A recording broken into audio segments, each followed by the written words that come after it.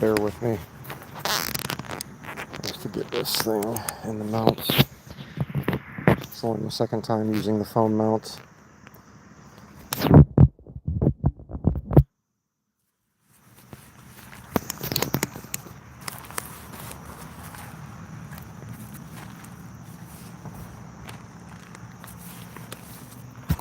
Does it do what I want it to do?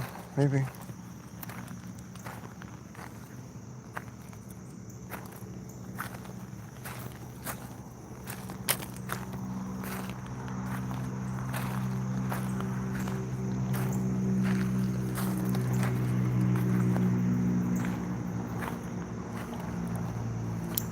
So I wanted to come check out the rocks.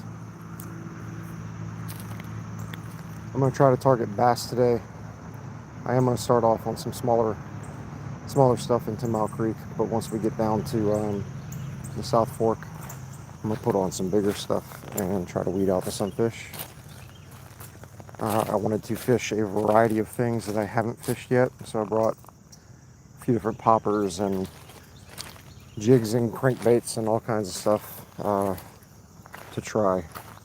So stuff that's going to be up top, some stuff that's going to kind of suspend in the water, and then stuff that we can drag bottom with. And if all else fails, we'll put on a fat grub on a hook and try and get some bass to eat that. But to start, I'm on a creek popper.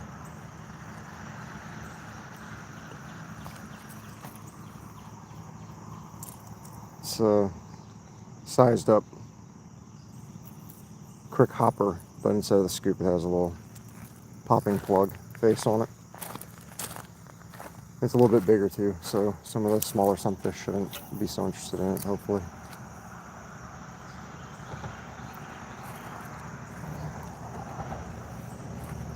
I went and fished Tenmile Creek way upstream at Lonsdale City Park yesterday morning because I was supposed to get rained out, and the rain just never came, but the lightning was enough to spook me out of going too far initially until I really knew what was going on with the weather.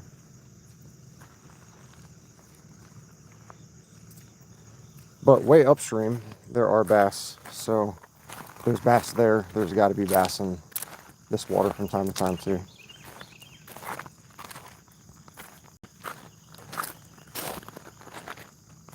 During these conditions, I've caught plenty of bass throughout, in here.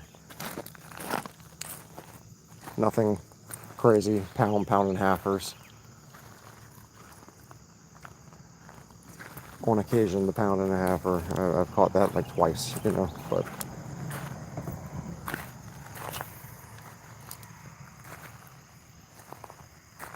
pulled plenty of 3/4 pound to a pound smallmouth out of this little stretch. Usually when it's more flowing than this.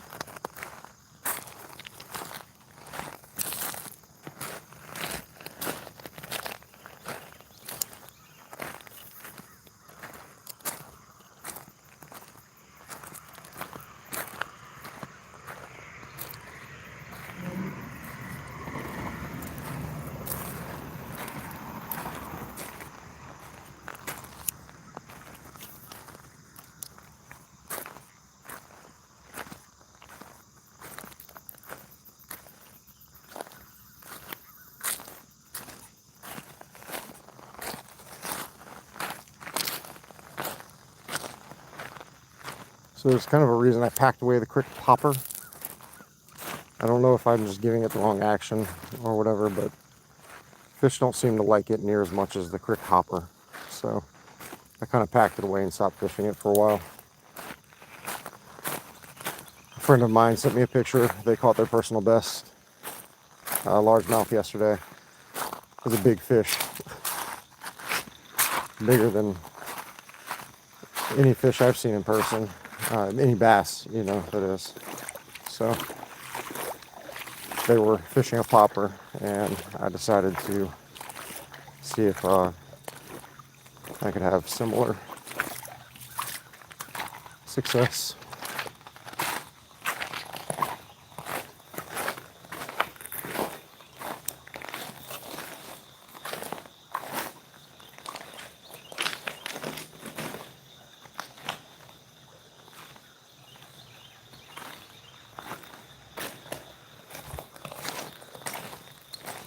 The idea is to move pretty quickly today. I really want to get to the South Fork so I can wade upstream.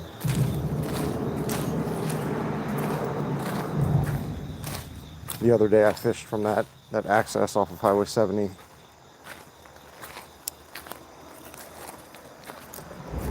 to the end of Tenmile Creek. Oh, Sunfish came up and popped it. Got it wrapped up.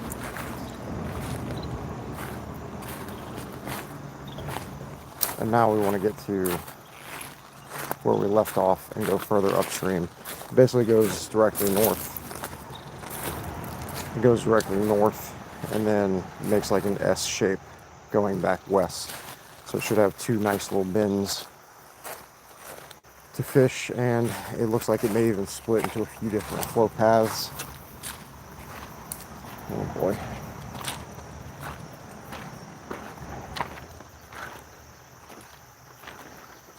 Throwing on the rocks.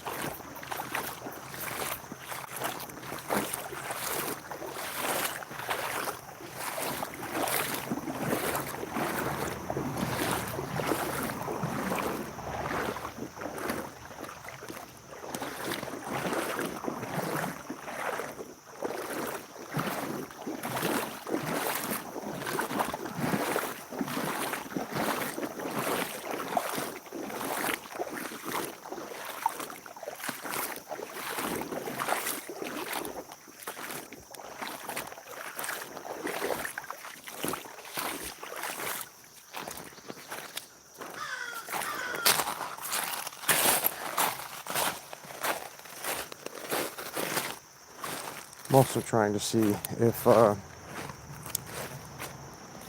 this cell tower service will, well, that didn't really work out, did it? If this cell tower service is going to last all the way up to that S bend, we can fish a good solid chunk of the South Fork while live streaming it. It should be something pretty interesting to do from time to time. I got kind of wrapped up doing what I just did. There we go.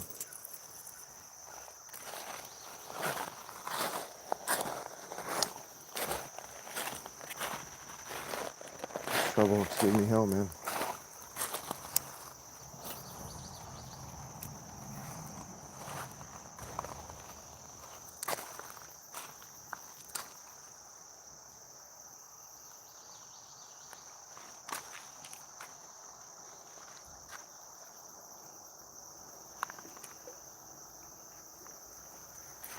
Sunfish sharks.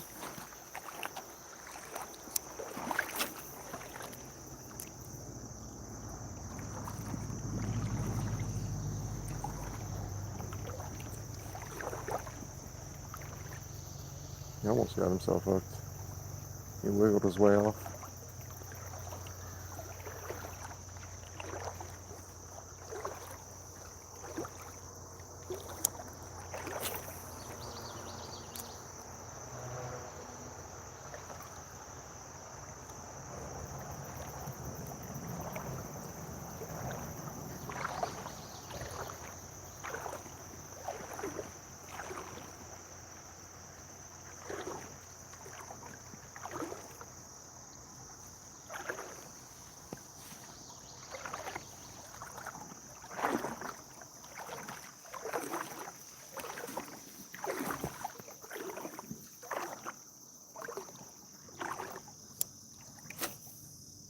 I feel like this would be a great area to just drag a worm.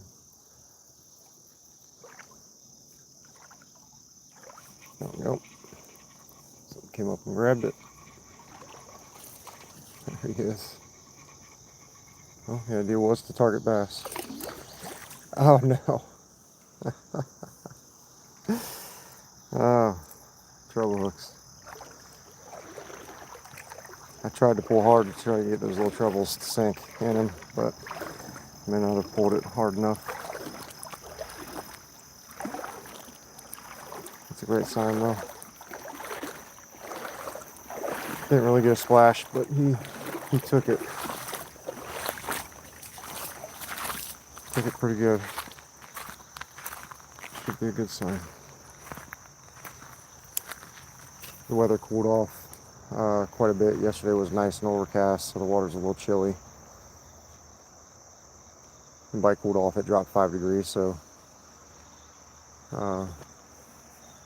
it's still summer, you know. Yesterday was a good day. We went out to the sand beach out in Hot Springs at Hill Wheatley Park and took the boat out. Didn't really do anything with it, just kind of putted around the corner and back ultimately, and it did fine. You know, it's on Lake Hamilton, and I took it out past the opening of the boat ramp, and you know, to see how it fared in some of the water and the wind and the wake from all the boats coming through, and it did fine. I don't know if you want to be out there with 2 people fully loaded fishing in it on a rough day, but well,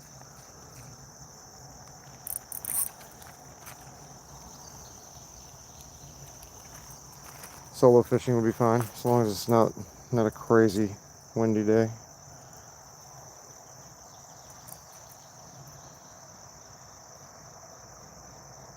It's treble hooks, man. I'm telling you, it's not worth it. I have to follow that guy's advice that was in the chat the other day and just put on inline spinners or inline hooks.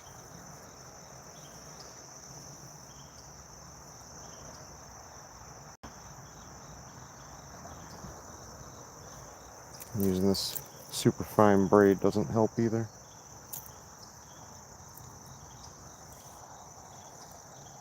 Where am I at now?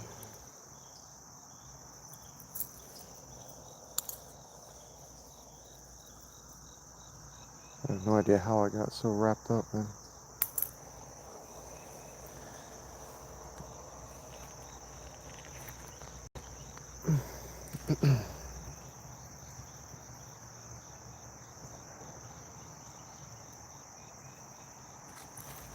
Alright, let me see if I can walk this out.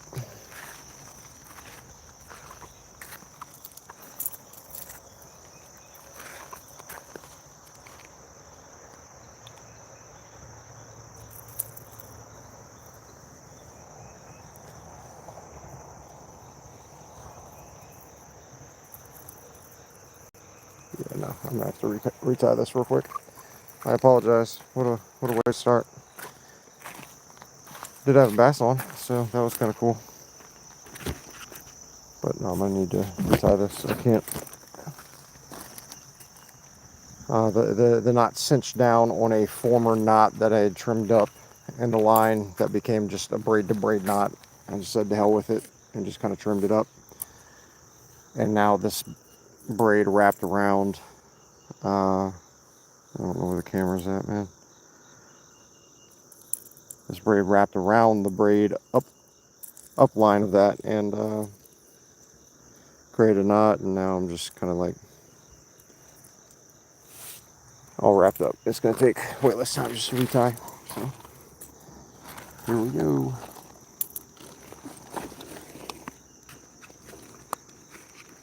Brought a very primitive jug line with us. It was something I was supposed to test in Louisiana, but just never got around to.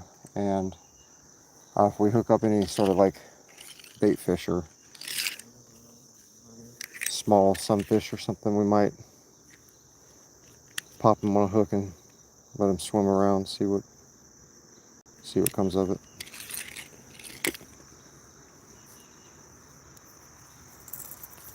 People talk about catfishing a lot out here, and I'd like to catch some.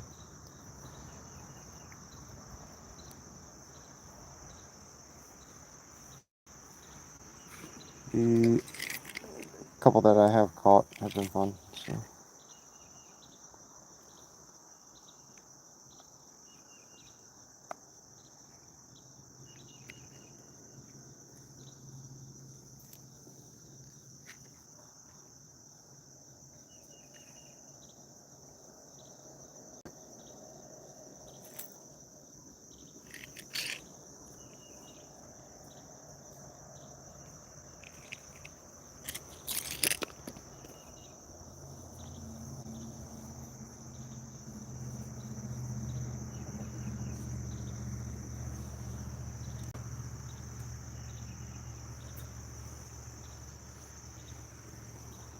Okay.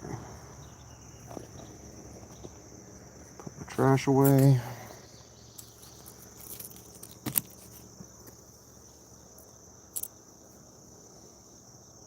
I'm just going to tie a knot.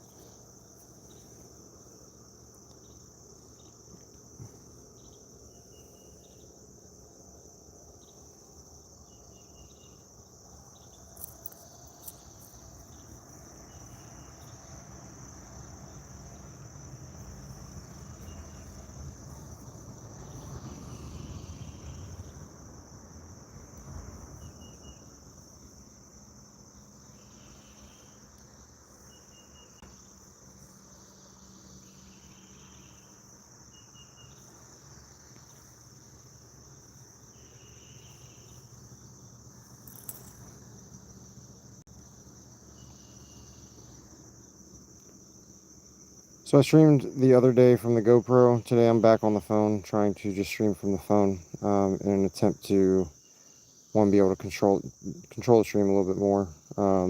Streaming from the GoPro to the phone as a hotspot didn't give me any control to the stream. It was basically just start stop. I couldn't do anything. I couldn't see the chat. So there was somebody talking to me for a little while, and I just never even realized it. So I'm trying from the phone today in an effort to see if I can have more access to certain features that would usually be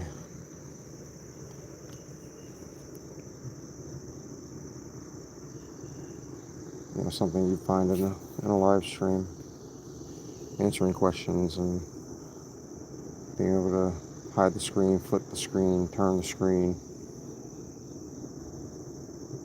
mute audio, whatever, I have no access to that. So there's a topwater splash somewhere out there just now.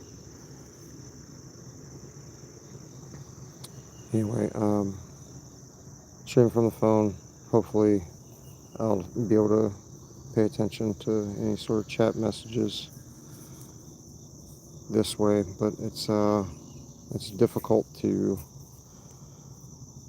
do because I'm fishing, two hands are are operating things at all times, so I don't really fumble with my phone a lot. I got one of the knots done. I got one more to tie, and then should be back to it momentarily here.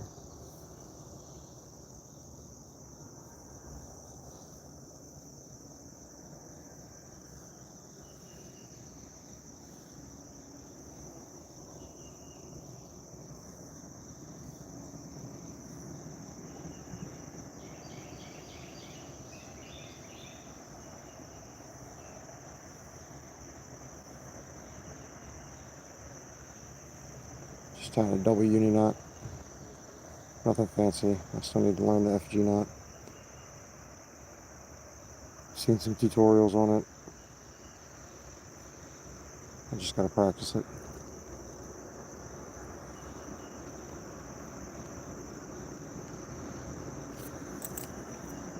Yeah, that's it. And the two knots just cinch down together.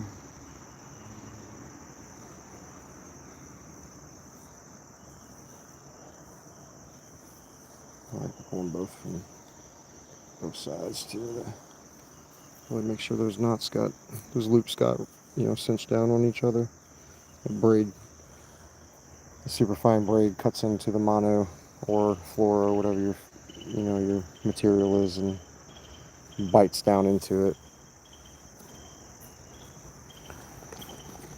to give you a lot more holding power. You're not relying on just the knot at that point anymore. It's also just cinched down into that material. It's really cool if you ever look up some of the fishing knot tutorials. They give you like real close-up zoom-ins of that kind of stuff. It's really interesting.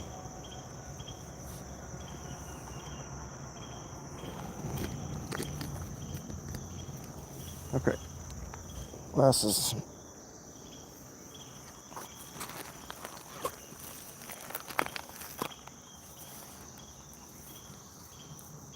Alright, we know this fish we already caught. Yeah, caught one, basically. I won't lie though, that's how a lot of my topwater days begin.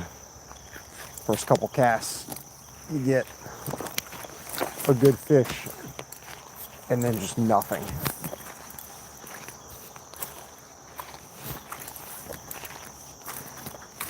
Fish just completely changed their mind. Okay, let's see.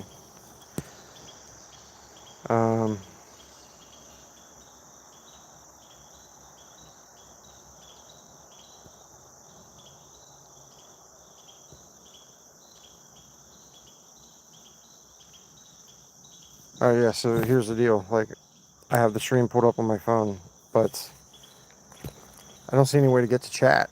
I don't know how to see if anybody has sent a message. Probably nobody has, which is fine. I have no idea of how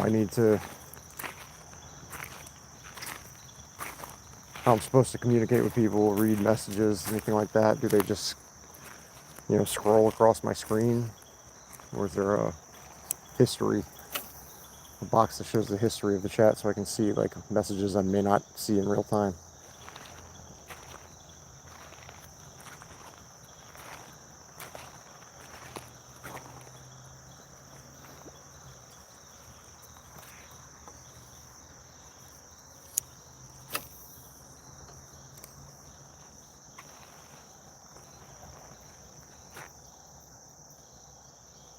Let me get closer to that log.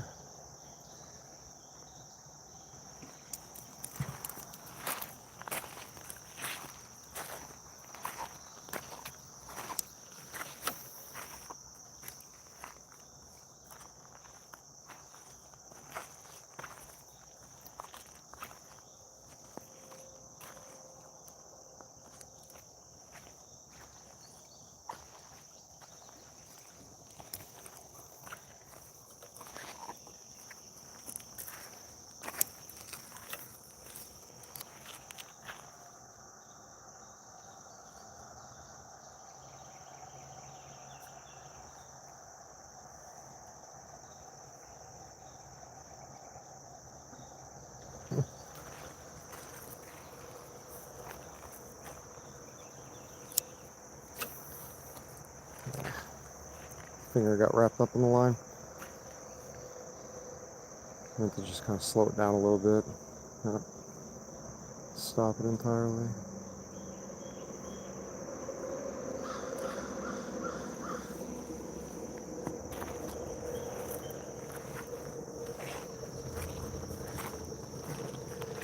So I'm not trying to be hard pressed to catch fish in here. The beginning of the stream should be pretty boring. I was supposed to get here a little earlier. I was going to hike it in the dark, and then thought better of it. Thought better of it just kind of sitting out here, waiting for daylight.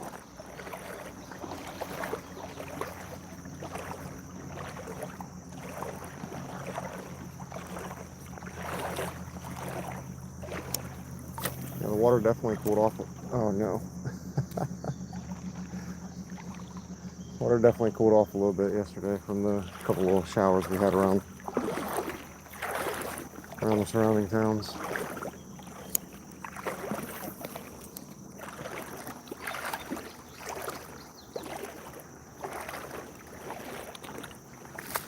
I need to be casting further up.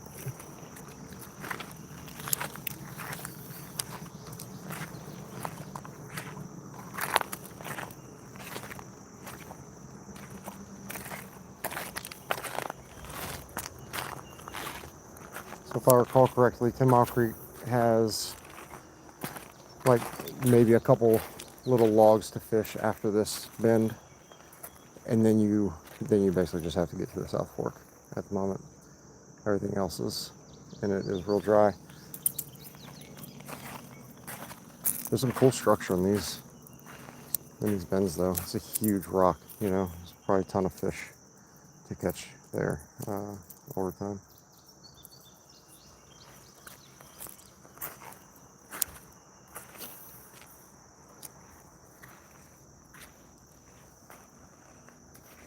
Nice. That's a good fish.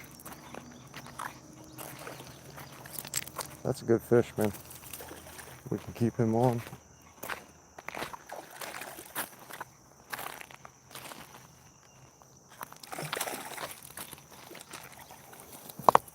It's a good way to start the day. Got a nice pattern to him too. A little spotty. Oh. This is how I pinched something in my back the other day. Just go down. Alright. I'm going to take a picture real quick. Okay.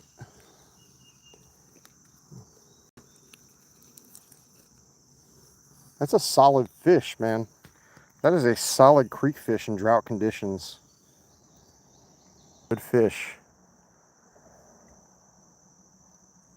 He's about a pound, just over a pound probably.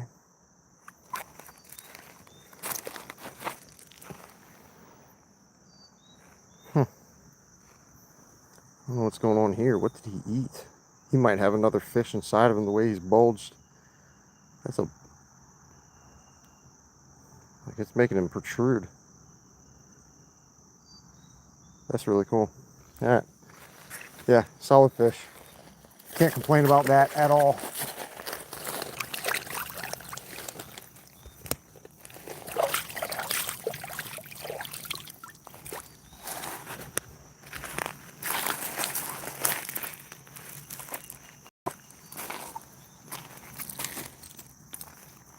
Alright.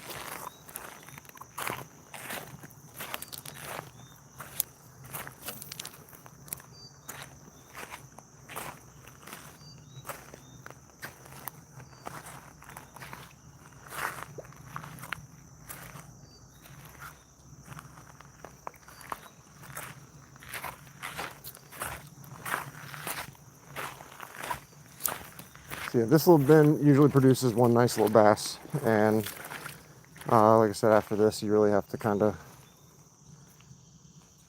just make your way to the South Fork. There's a couple little trees that have some depth under them.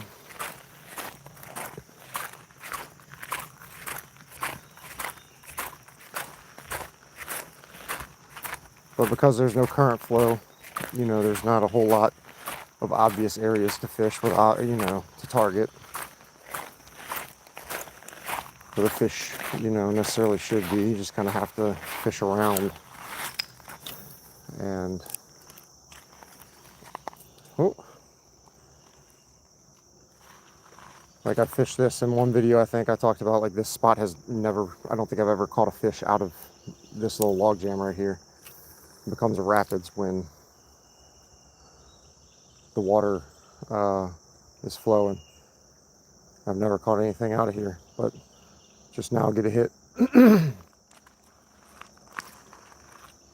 So I just have no idea where the fish are going to be. And I don't like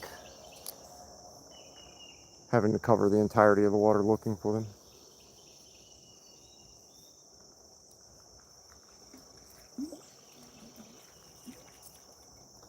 Might as well be lake fishing at that point. Pond fishing. Let's see if he'll take another swipe at it.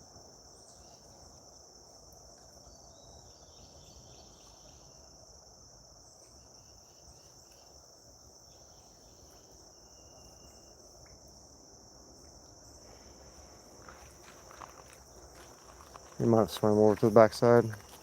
Might not be interested anymore.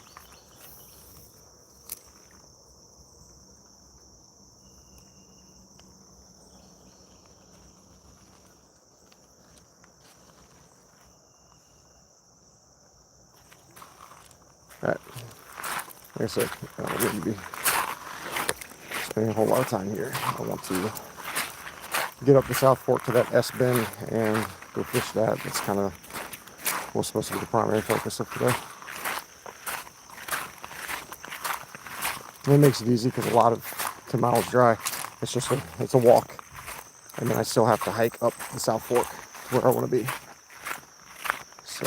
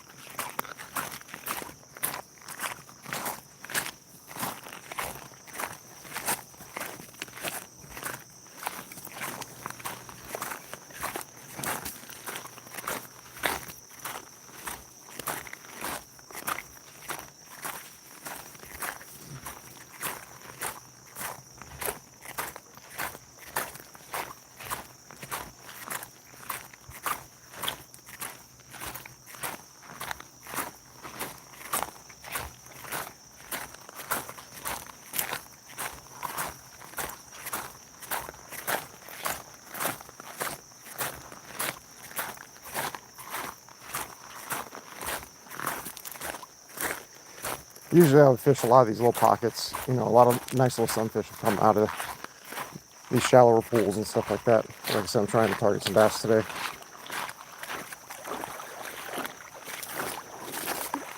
So we're gonna avoid a lot of this stuff. A lot of it's real snaggy too.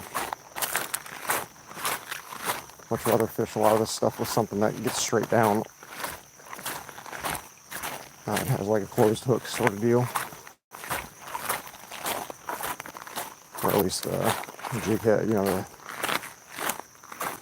offset jig head. So you can bury the hook inside the soft plastic.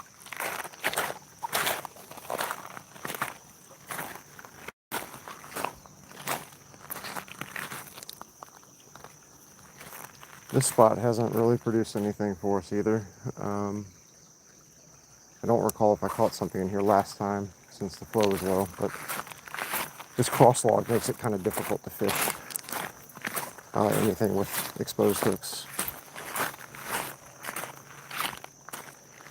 Let's see if something comes out.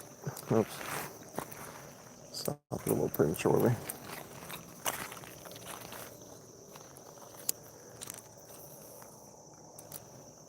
See if anything will come out for it, but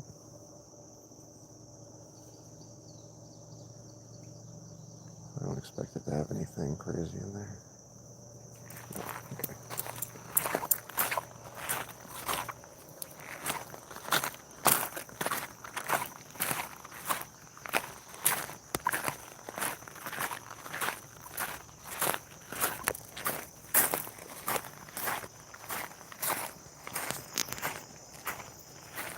Yeah, see? I still don't even know where the chat is. How do I see the chat? Anybody know?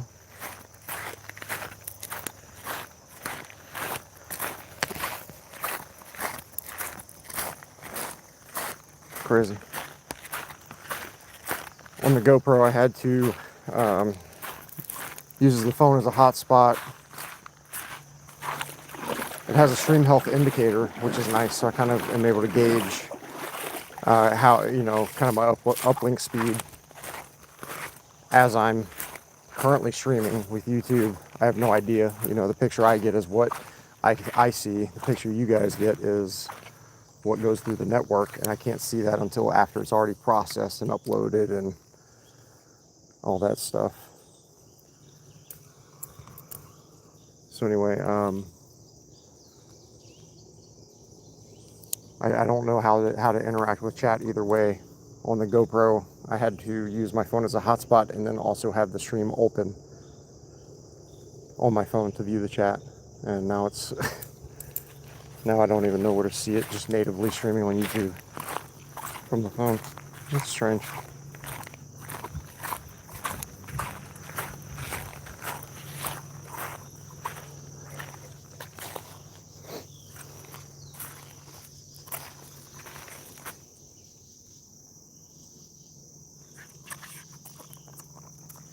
I swear this is different.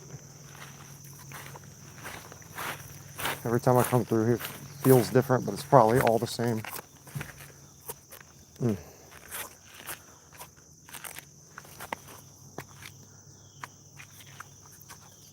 can't drop down too far, too hard at the moment, so try to figure this out without killing myself. There we go. Okay. Yeah, see, I just... Sunfish.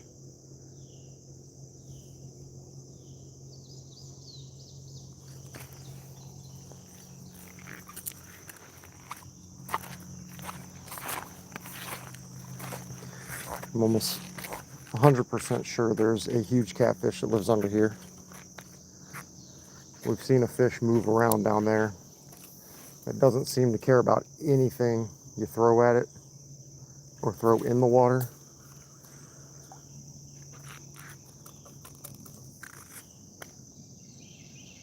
And he looks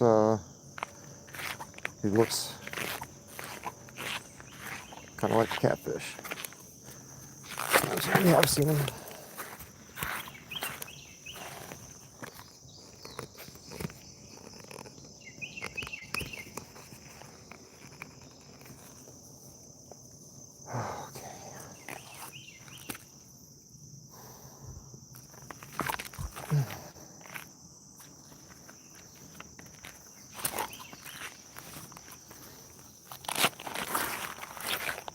It's a slow process.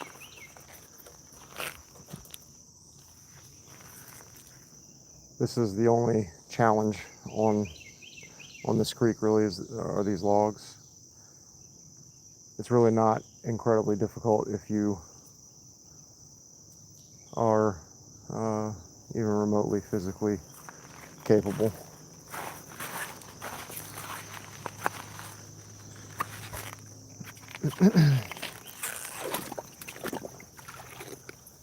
It's not bad. There we go.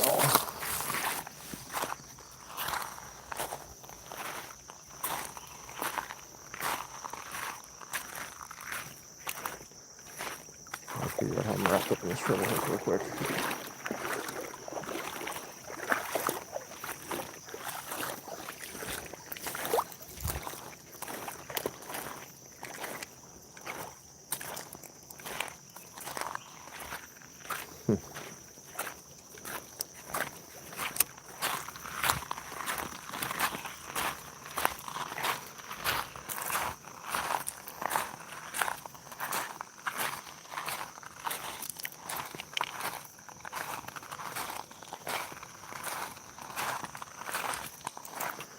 I have no idea what happened here.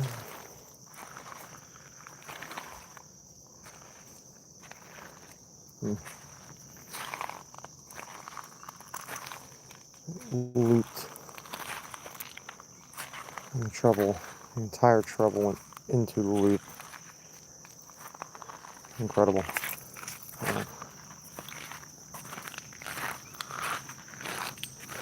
It's crazy what this line will do.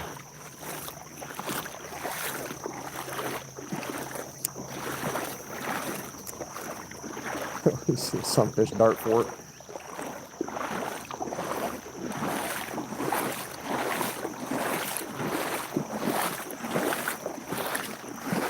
Based on my previous experiences, we will probably not have a chance at bass until we get to the fourth, I believe, from here. I don't think I've really caught any through here. It's also just very shallow and flat, wide.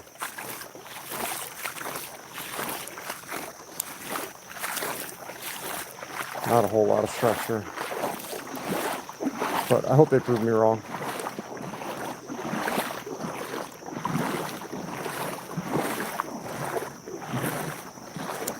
Structure that's reachable anyway. You have to kind of fish outside of it. You can't really get up in there. That's a better way to say it. Sunfish grabbed it.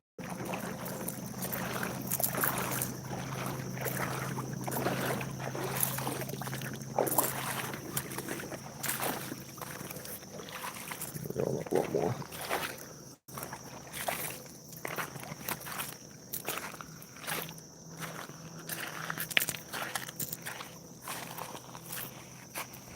Oh, found a branch.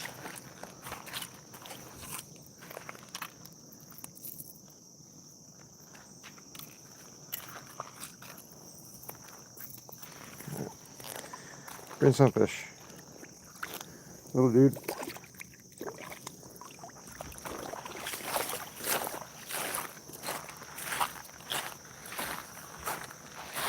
If we can find one, I don't know, about half that size. We're going to slap him on a hook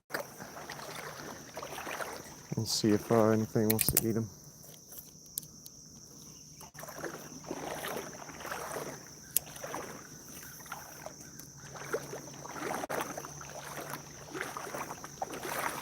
Probably way too up on this stuff to really fish it at this point. Maybe try up here.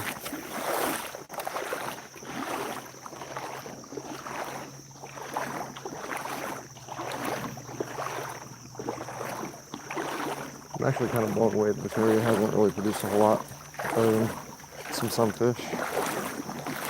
It really is a lot more plant matter than glass.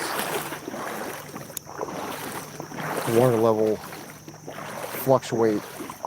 As the water level fluctuates, it changes what's fishable and what's not. It's neat, man. Every week it feels like something different. The variety, just even at the same creek is just incredible. I fished Tenmile Creek upstream yesterday, way further upstream at the Lonsdale City Park access, and it's much narrower, not as gravelly. It has, it starts getting some more of that jagged bedrock and stuff like that. And then there's just like a bunch of cool little pools.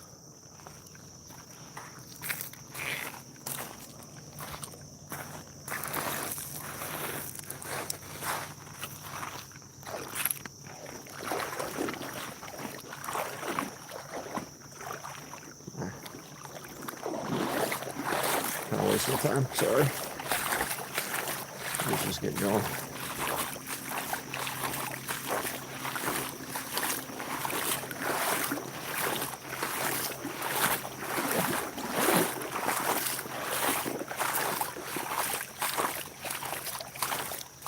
So by now I'd usually have caught something like 20 fish. I don't take a picture or record all of them. I'm usually fishing a trout magnet and catching all the sunfish on the way, so it's a fairly time-consuming process, but it's fun. If you've never fished an ultralight, get an ultralight and go throw it in a creek somewhere. Makes even the most moderate sunfish become fun to fight.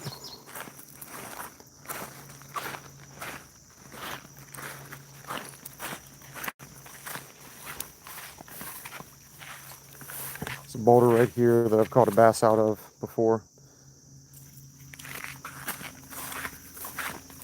It's also a tree that I've broken off a lot of lines. I've actually been able to retrieve everything I've thrown in there, fortunately, but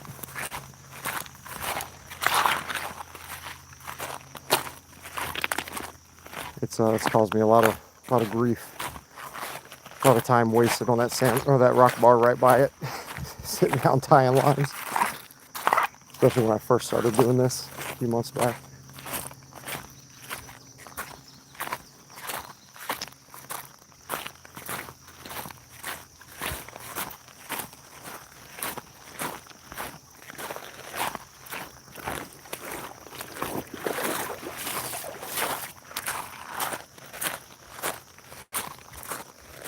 I want to see if that cell tower gives me coverage going upstream. It's kind of another one of the goals today. It's one, fish the territory I haven't been to on South Fork yet, and see how far I can get away with the cell tower they have out on Highway 70.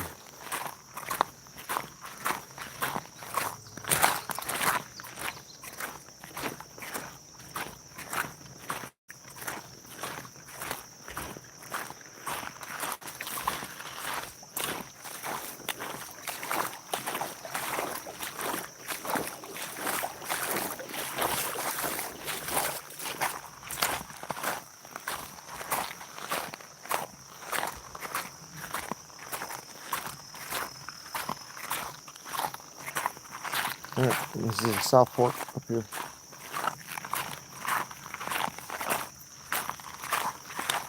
That's the entire hike from the bridge to the South Fork.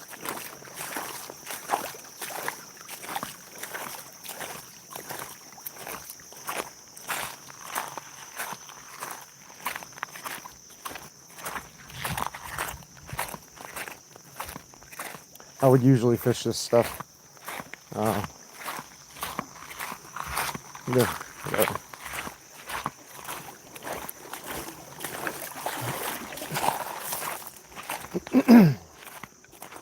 Excuse me.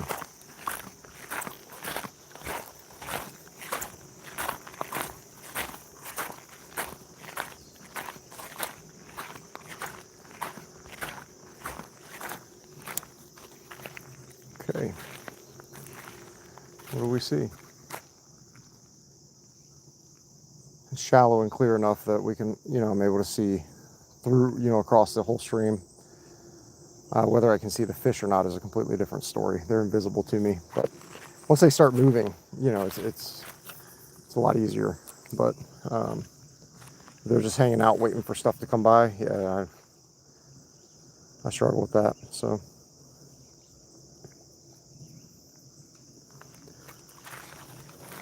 looks like I'll be able to just kind of go down right here. I don't have to go downstream and around.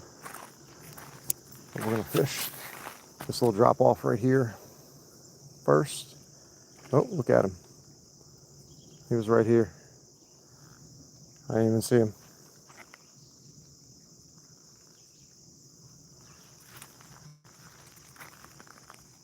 Let's see. Okay, angle don't look too bad. I'm hoping we can get some pretty good topwater strikes this morning. So I brought a bunch of natural. There he is. Nice. Brought a bunch of natural, more natural colored topwaters. Oof. Some poppers, the bass pattern spook, things like that.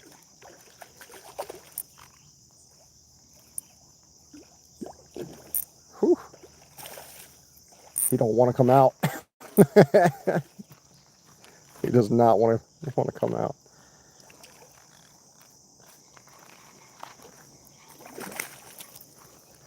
All right, yeah, he's about the size of the one before. A pound and a quarter, something like that. He's a little bit bigger, actually. That's getting close to a pound and a half fish, man. He's heavy. He's meaty. He's overall just girthier than the other one was. Yeah, that treble got in there pretty good. I'm gonna have to swap hands to get the forceps. See if he can not shake this other treble into me. Nope, actually got it. Nice.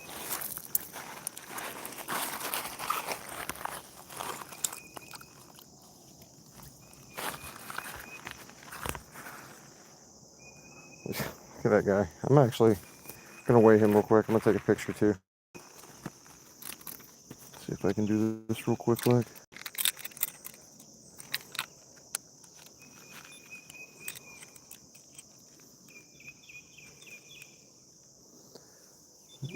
Where did I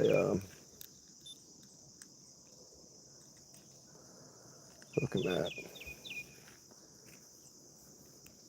This is where I struggle. What do I do? Where am I supposed to hold him from? It's got to be just up under the gill plate, right? Damn it. All right, well, I have no idea how to hook him without the clamp. I lost the clamp when I slipped in the water a couple weeks ago. The clamp came out of my pack and just went straight downstream. I slipped in a current. So all I have is the hook now, and I don't want to pierce the fish, pierce him just to weigh him. And if I don't have anything obvious to hook him with and keep him on there, I don't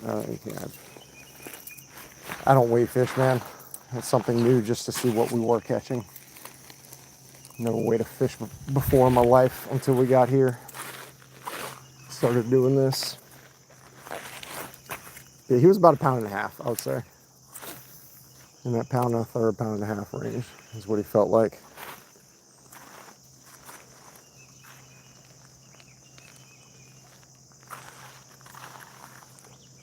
Should really emphasize in the description, or in at least my description, that I'm an amateur angler. I have no idea what I'm doing out here.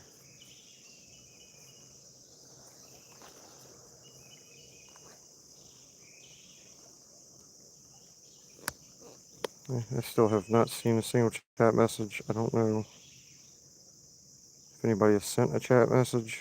It's weird, man. I don't know. Anyway, I'm going to move on up through here. I don't think I've ever gone upstream from here. I think I've walked to that grass, but I don't think I've gone, you know, into these rapids and beyond. So this is basically going to be all new territory. We have fished this log that's down in here. It's produced plenty of bass for us. Usually gives us at least one when we come through. It's basically where we discovered that we can catch bass out on the creeks and stuff. This is a fork of the river, you know, it's South Fork, but when the creeks dry up, these function fairly well as a creek-like setting. So this is where I try to go. It's out on the forks whenever the creeks are real dry. There's still fish out on the creeks, as evidenced by yesterday, even way upstream Tenmile Creek. I was catching some small bass, you know, half-pounders. Fun to catch on an ultralight, again, you know, but just for a good, easy trip. The problem is that when the creeks start drying up, you have to walk. You have to go find the fish. You have to go to the pools. You have to go to the pockets. You can't just go stand at the beach and cast. So there's bass out there hitting it still. Look like some small strikes.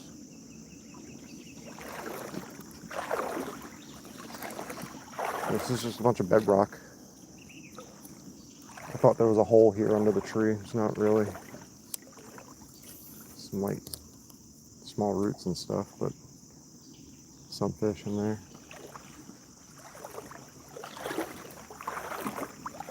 I guess there is kind of a small hole, but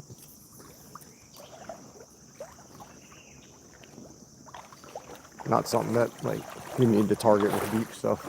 It's not that deep. You can see everything I'm throwing at it.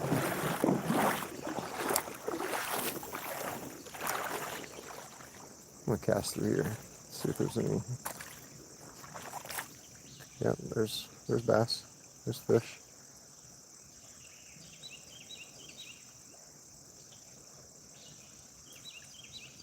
Right here, right in front of me too.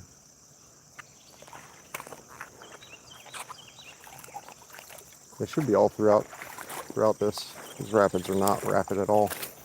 And there's all kinds of varying spots for them to be in with the bedrock.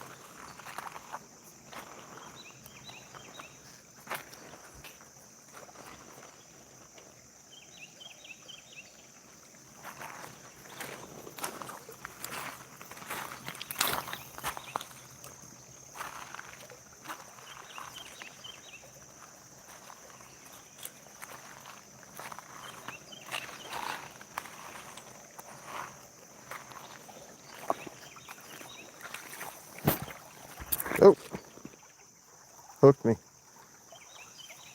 Nobody panic, I'm a professional.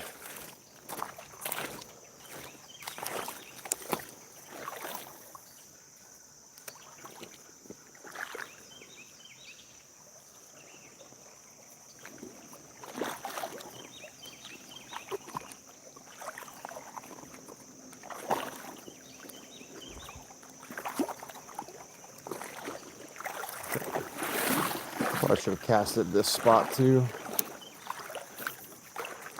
The flow seems to be a little bit up from the showers. The lakes must have gotten some rain. In scouring the maps, I've identified what feeds the forks. They come from different creeks, lakes all north and northwest of us. Between Lake Norrell and Lake Balboa and whatever else is around, I don't know.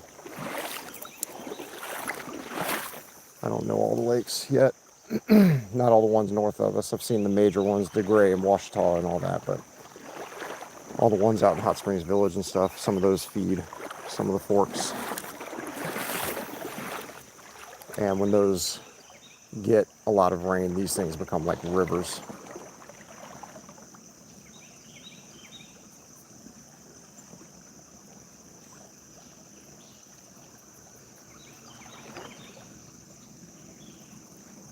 They're still popping at it, man.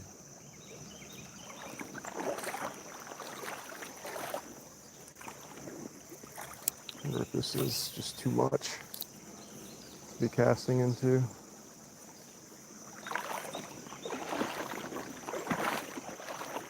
Yeah, that's a lot of moving water right there. We need something heavy to get down and just be able to drop. But I don't know if there's any fish there anyway. I'm going to, yeah, move up and see what's going on. A little further up.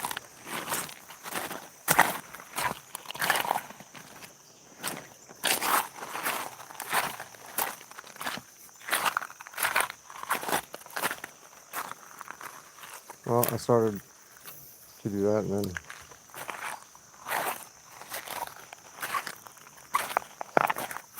thought maybe I should throw here. I don't know, man. I'm learning, like I said. Seems like a reasonable spot for a bass to be, but what I'm on, there's not a whole lot of time for me to like jig anything. The popper just kind of flows down almost immediately, so it's just got to be like, they got to be attracted to the plug. I'm not going to be able to give it any action, I don't think.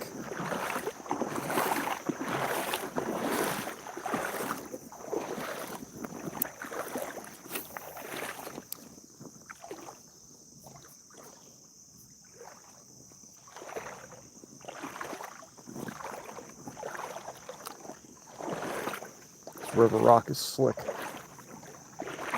The bedrock is no different.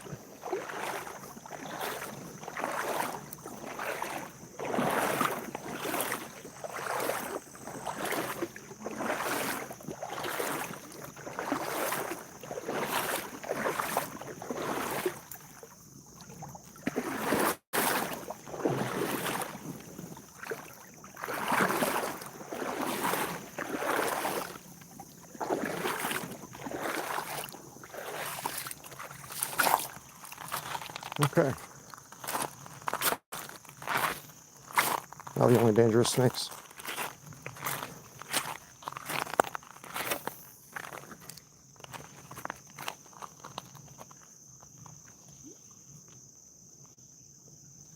If we're coming across any wide open water again, I'm going to put on a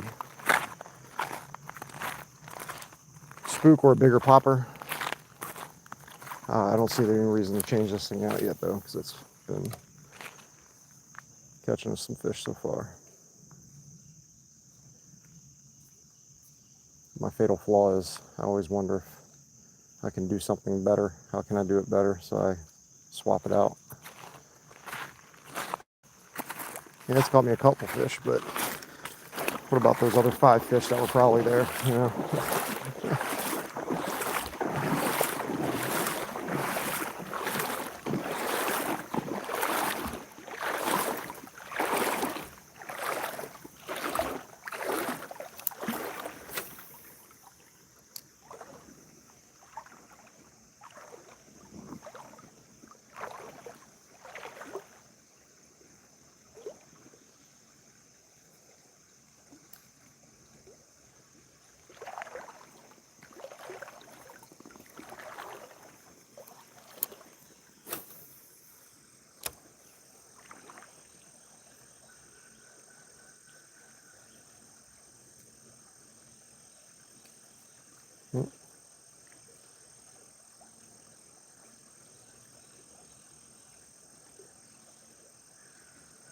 Someone's trying to grab it.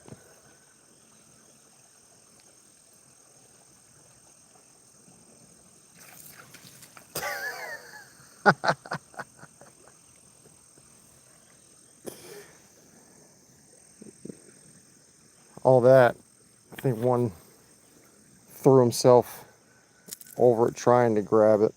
Oh boy, this guy's, depending on how this hook comes out, he might be our bait fish. He's a little small though. I know that came out real nice and easy. Okay, I didn't tear anything. He should be A-okay.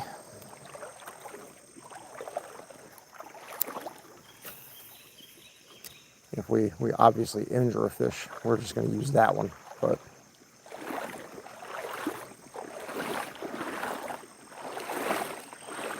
big bird up here,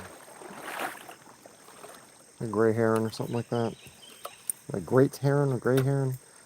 I'll have to look at the bird app again. I don't recall.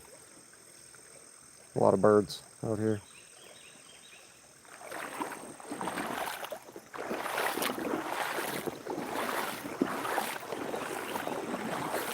I'll be honest, I'm more interested in the fish anyway.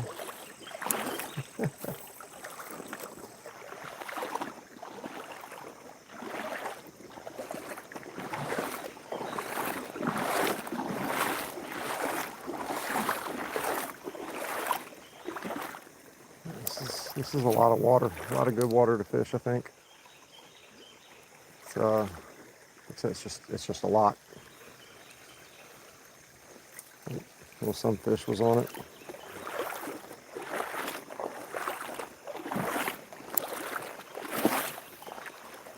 This is about what I can tolerate for being able to fish top. I don't know how you fish stuff that moves like this.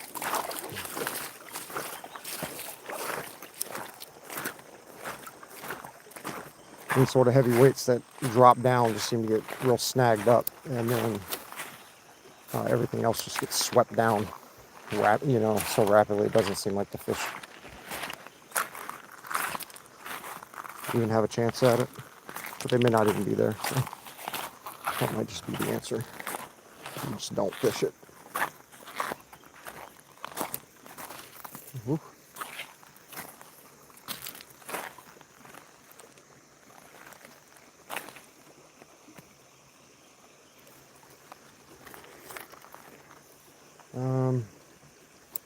Fine. I'll try one more time.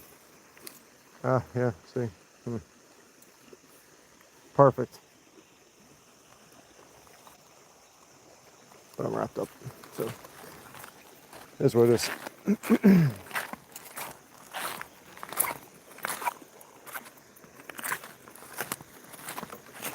That's me being a completionist. If I wasn't trying to check everything, I would have skipped that tree entirely, probably.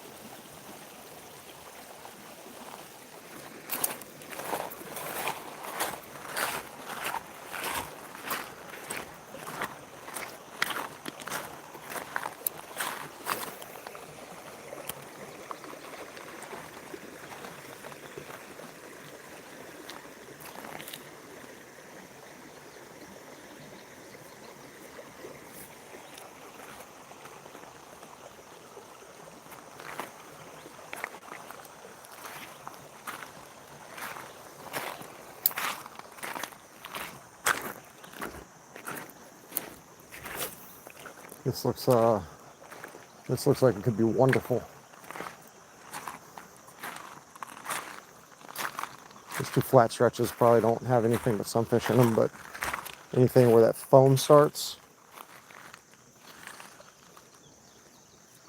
looks like it should be excellent.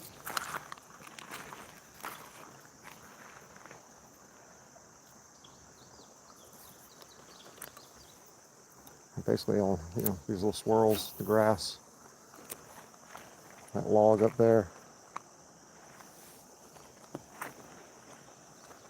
We should be on some fish here pretty rapidly, I would think. Sunfish.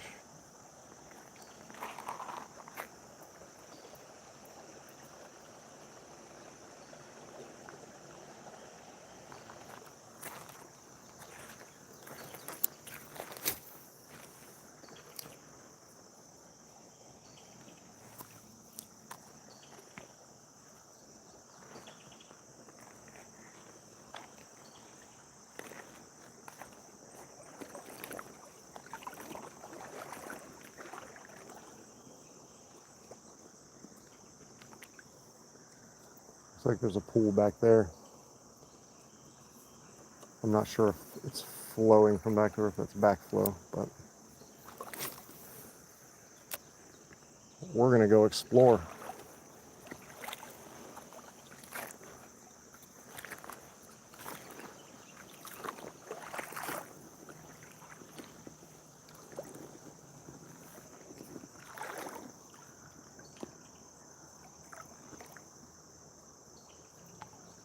I really thought something along this log was gonna bite.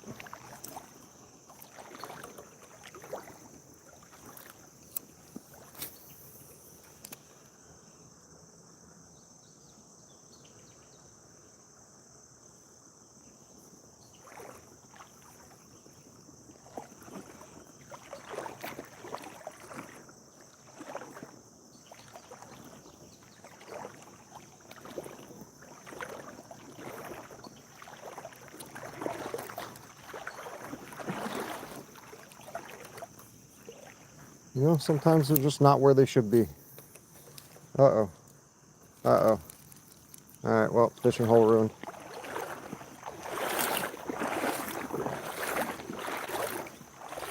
Yeah, I don't know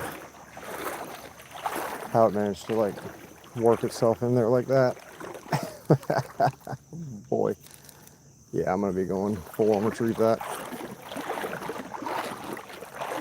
Alright, we'll fish it on the way back. Just keep moving up, I guess. This is a deep little hole, it looks like.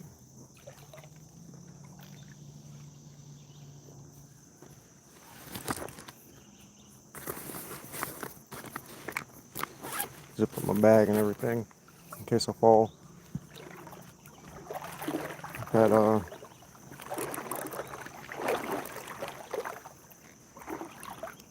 a few slips into the water, and trying to be a little more diligent about at least keeping the zippers closed so the electronics don't just get flooded completely.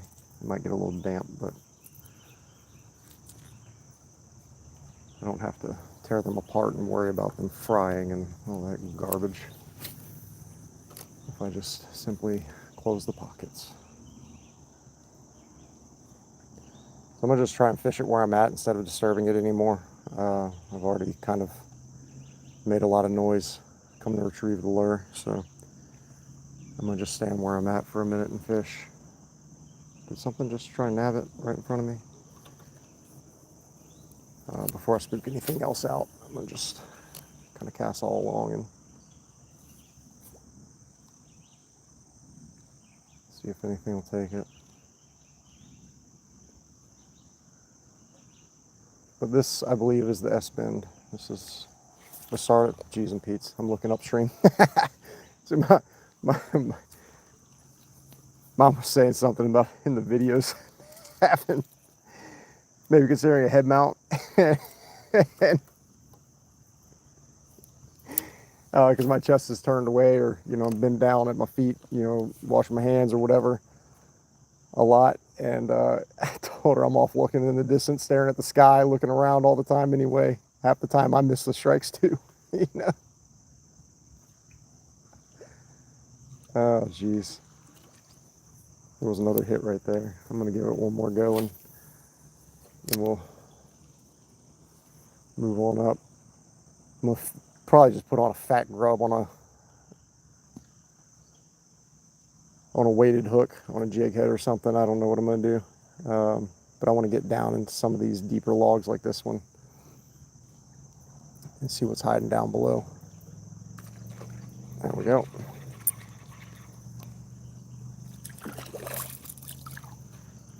That is a rock bass, and he is a slab. That's, I think, the biggest one we've caught. Alex has caught a couple sizable ones. Another time that her and I went out on the South Fork. I'm gonna snap a picture of him. I hope the quality is still there. They're real spiky. They got a lot of spikes on them to put down. There we go. Yeah, this guy is large.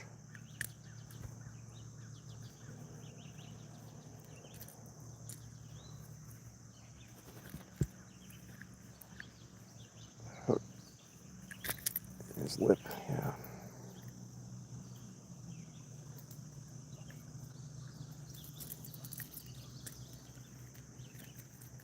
Yeah, this guy's got a lot of meat on him. Ones I've caught have been small and not near as meaty as this guy. Let me use my forceps. See if I can get in here. There we go. One. And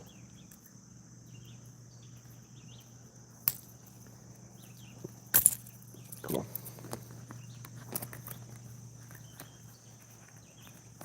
I'm working on it. There we go. Yeah. Nice rock bass. He's chunky. Real thick.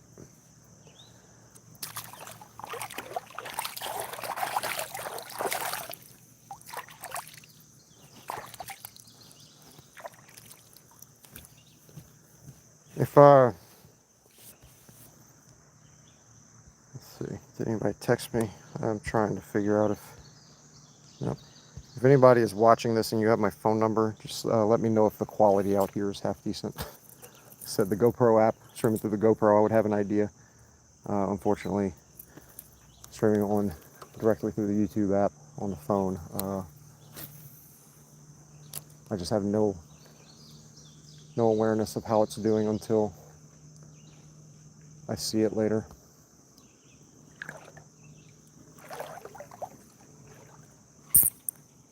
All right. Hope it's not our same friend. Different rock bass. Might be a. He's kind of like pushing the boundary of being a shadow bass. There's like a big debate on, what's what actually. Because they're all just kind of interbred and interspecies in a lot of areas. But when they start getting these dark patches on them, when you look them up and start trying to identify them, they start saying they're shadow bass. Oops.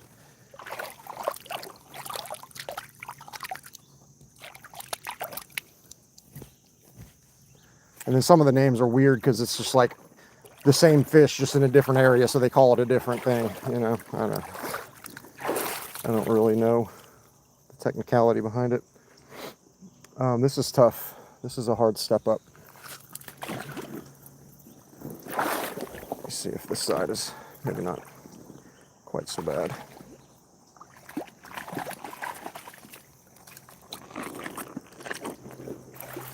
There we go. That was a little better. Yeah, this is a nice looking stretch. Let me just, not hook myself to start.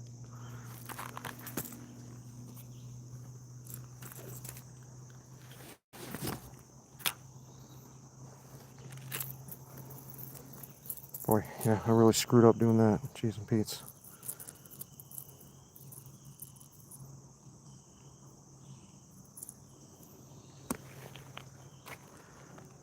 Now wrapped up in my towel and everything. 1 second.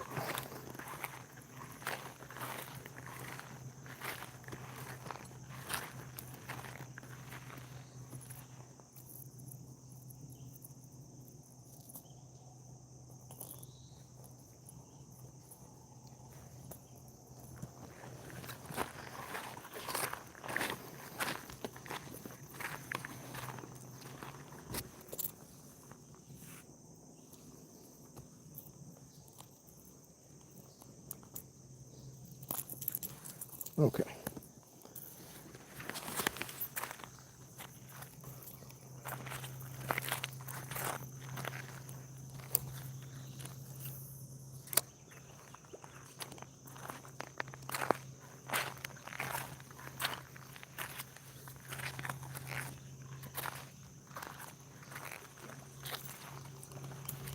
Might actually go ahead and swap to the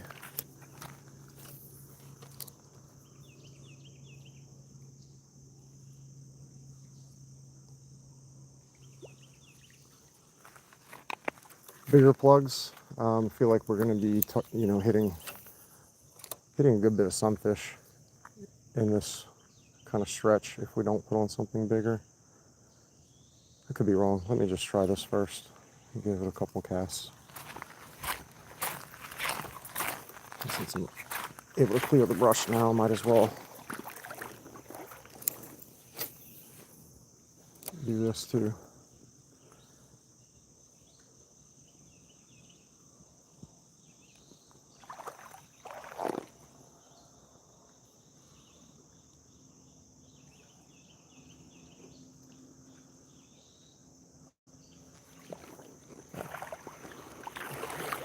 Basically all I wanted to check was there anything at that ledge that drop off?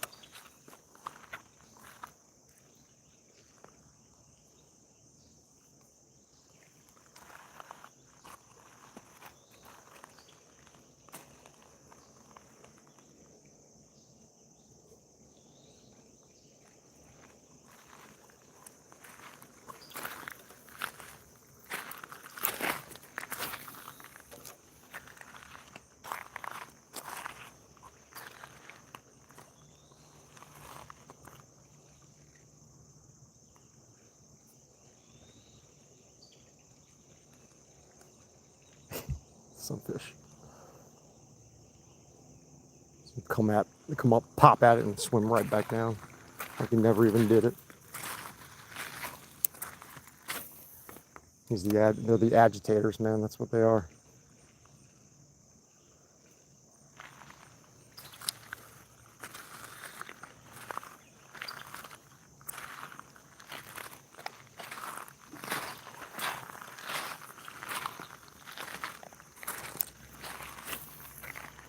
Beautiful.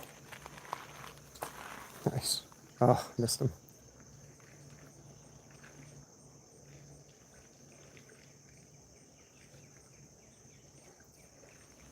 Lucky he didn't wrap me up on that second log under there. Some of these smaller plugs, sunfish do that. They jerk you down into the first branch. And just hook immediately accepts it.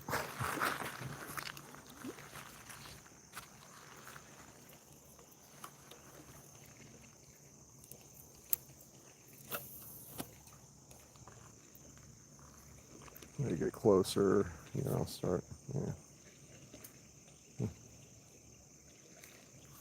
There's sunfish in there that want it. All right, so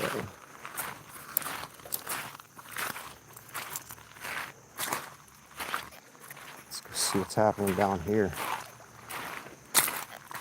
I also need to see what kind of time I'm at. 7:30. What would be reasonable? If Alex were awake, what would she say is reasonable?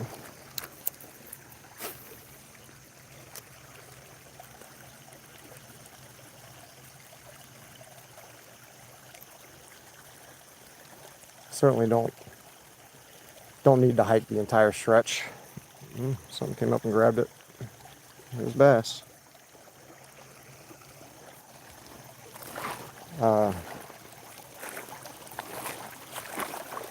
I don't certainly need to hike the entire stretch. I'd like to look at the map and see how far I am from the next access.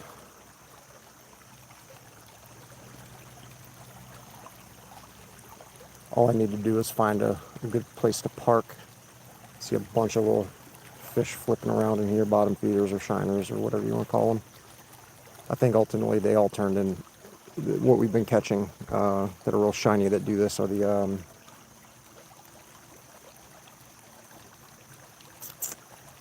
geez and Pete's, lost it.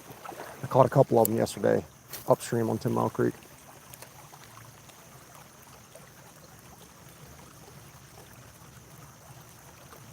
It'll come to me eventually.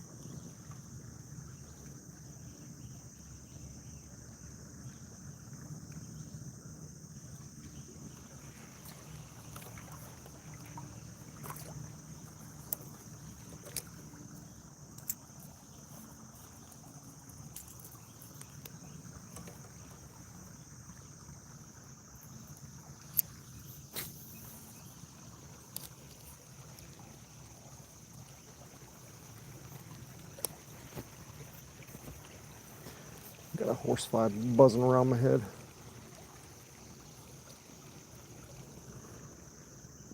Something in the water just spooked out right in front of me.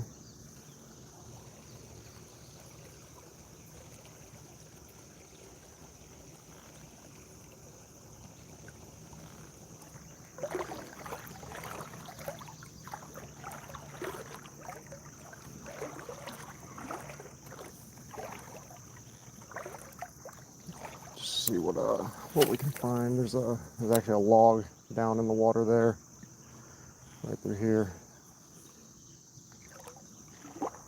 Looks like it provides some good structure.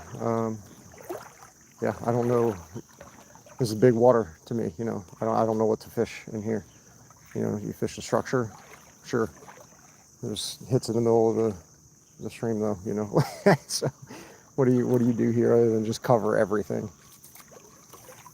I think I'm going to put on a spook, something that can work a little bit faster. I think the poppers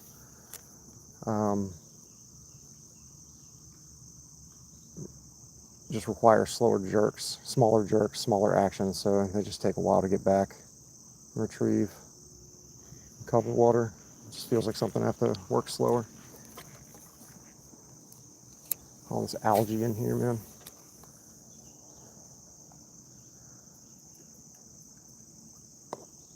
I don't really want to get down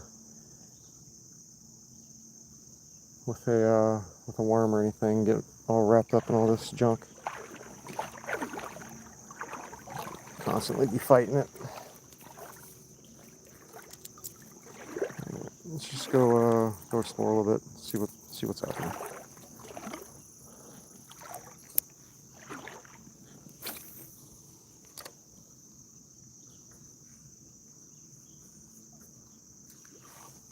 That's fish. Try and get those buried deep in them. There we go. Oh.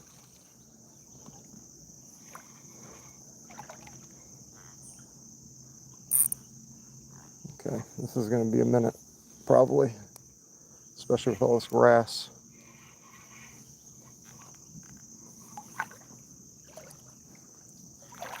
He's mostly just kind of walking with me at the moment. He's not really fighting it. There he is. That's a good fish, man.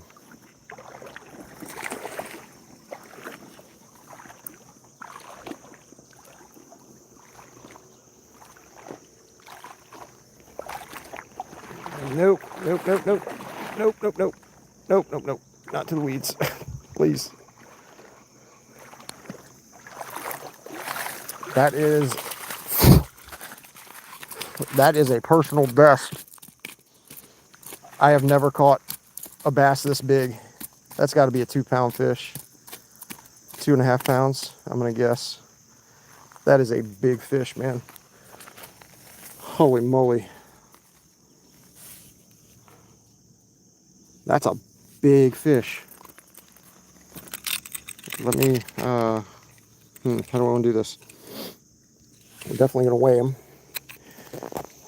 I need to get my hand in his mouth without getting hooked by trebles. Man, I hope Pop is watching this, man. This is just so insane to me, pulling fish like this out of the creeks and rivers, forks of the river. All right, I'm struggling with that other one. Let me get the forceps.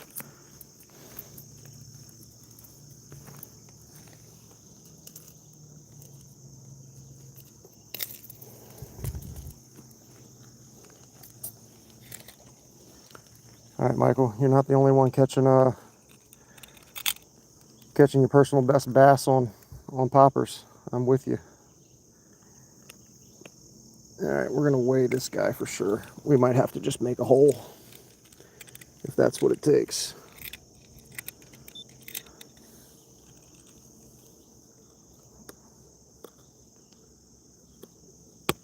Yep, that's what it took.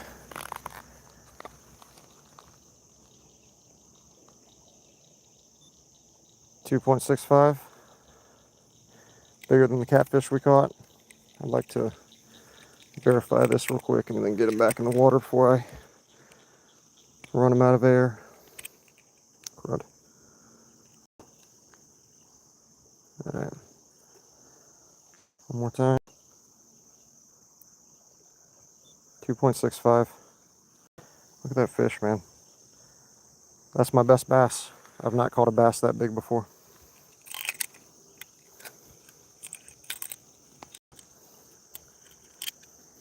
Oh, there we go. Sweet, let me snap one more pick. Excellent, yeah, look at that. 2.5-pound fish. That's incredible. I can't wait to find some of the big ones on the ultralight. He didn't fight as hard as I thought he would have. Smallmouth fight harder than he does. For sure. He was pretty passive about it.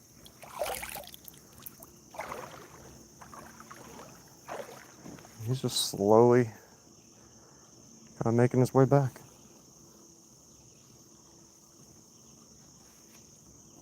Awesome. That's super cool. I hope the stream quality is somewhat half decent for that. Not bring the GoPro, so I have no high quality footage of what is now my personal best bass. But that's okay. There's still plenty more to come, not just today, but down the road.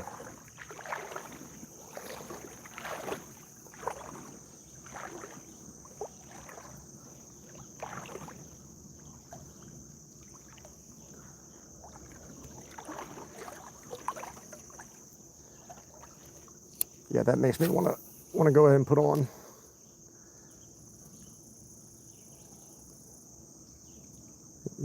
the bass pattern spook or something.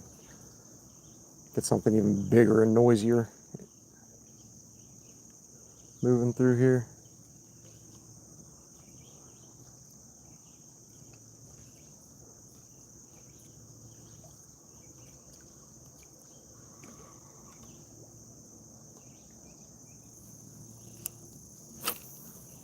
Oops. Got my finger too close. Something out there too.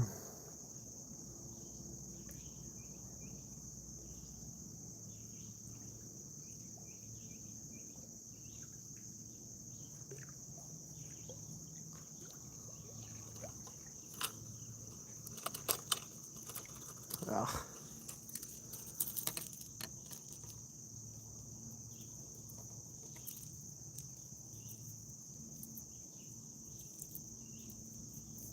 Yeah, I think I'm done with these for the day.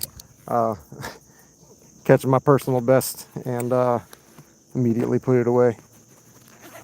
I'm just tired of fumbling with the tiny trebles. They get wrapped up a lot, man. They get wrapped up a lot. So I'm gonna put on the bass pattern spook, since clearly there's big fish in here. We'll go ahead and target those even harder if we can. Usually like to go for a good in-between, something that's going to attract the bass for sure, but weed out the smaller sunfish, because on the ultralight, you know, the medium sunfish are fun to fight. The slab sunfish are real fun to fight. They're just like fighting some of the more decent bass.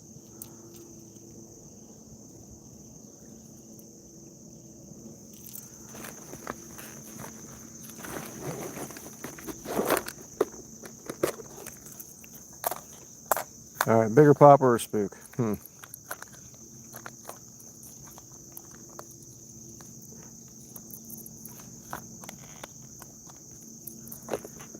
Let's just try the spook first, and then we'll try the popper. I got a real nice, natural-looking popper with some rattlers in it that has caught me a nice bass out on the Middle Fork once.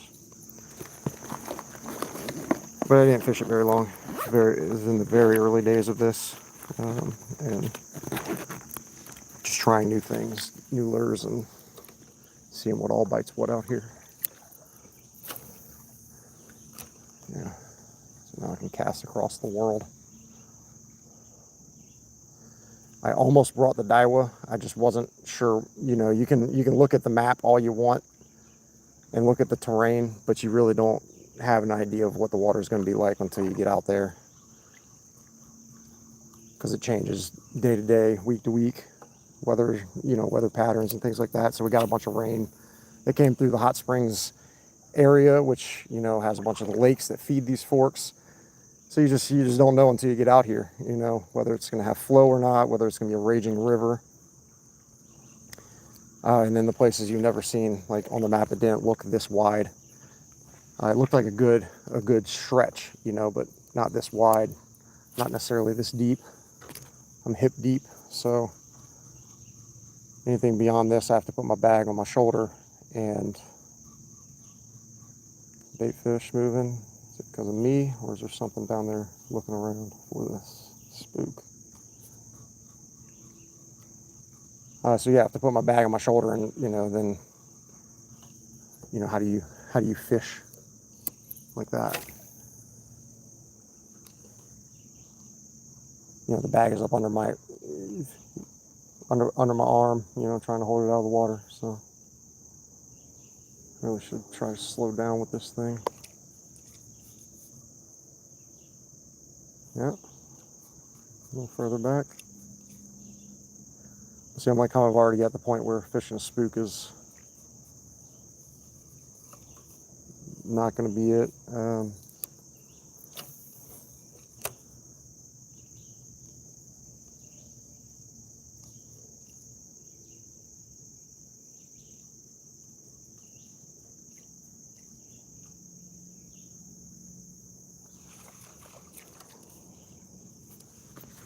That's great. I'm going to do it. Bag's going up. I'll have to check the stream quality later, and I'm going to go a little ways and see how far we can reasonably stream. Whoa, there's obstacles underneath the water. What looks shallow? I guess over here looks kind of shallow-ish. Shallower. Let's see if I can pull this up a little bit.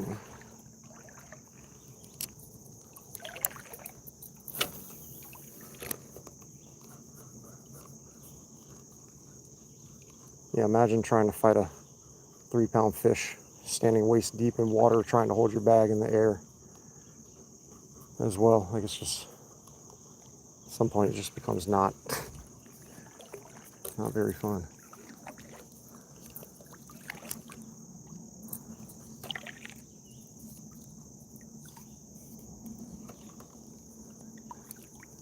All right. Oop. Let's cast through where we're going to be walking first.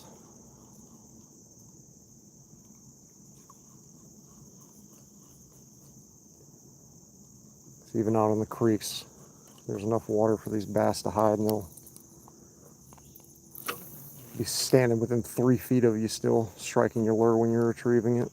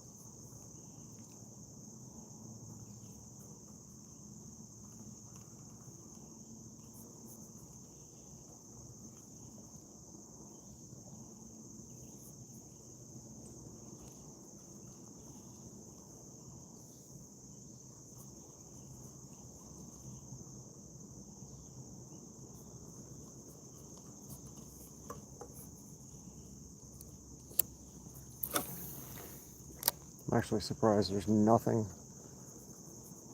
making any noise at it, even like a baby sunfish kind of popping.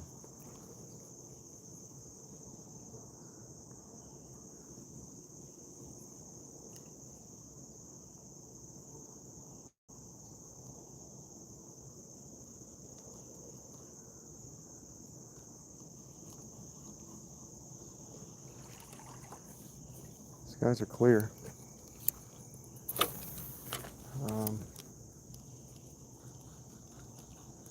The water's, yeah, I mean, I can see my shoes 3 feet deep just fine.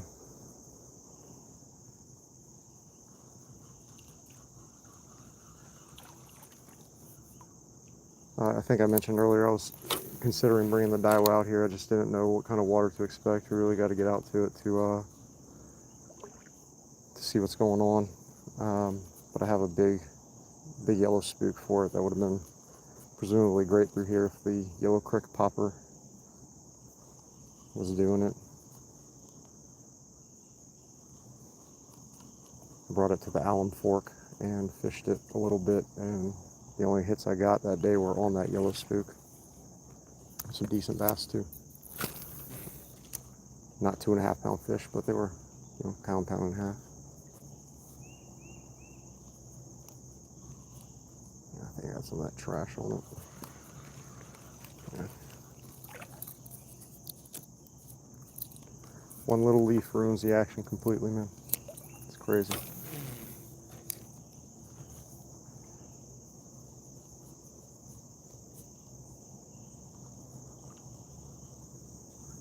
The big swirl right there.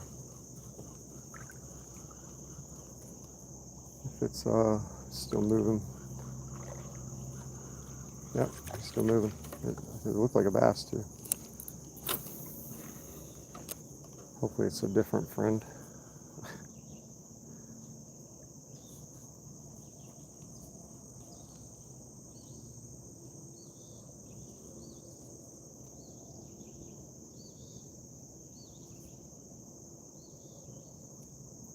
Could be gar, but the back of it looked like a bass.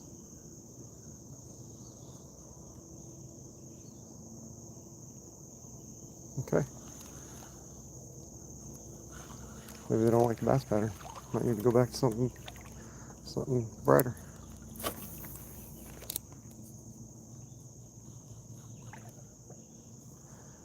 I almost brought the glitter shad, but I wanted to fish different stuff today.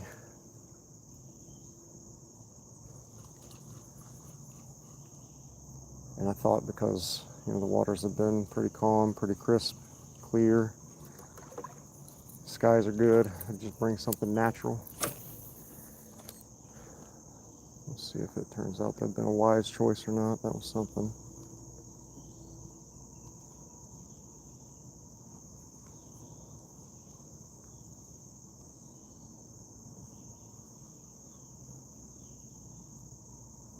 Something I'm still trying to work out too. Do I need these shorter walking actions, or do they need to be the longer swipes?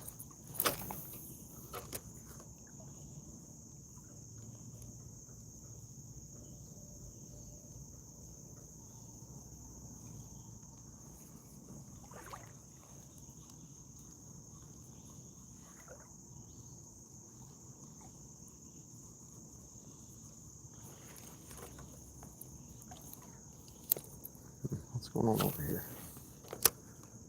Anything? Yep. There's stuff. Whole bunch of grass I'm about to get caught up in, though, it looks like.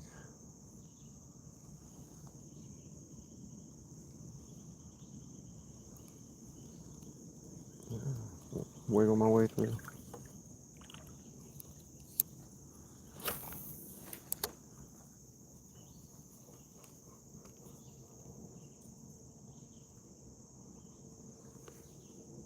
Back there is where the sunfish are staying.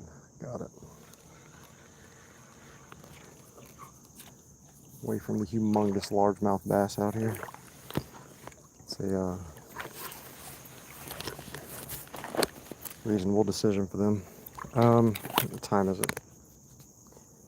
10 to 8. It's going to take me probably a half hour, close to get back to the truck.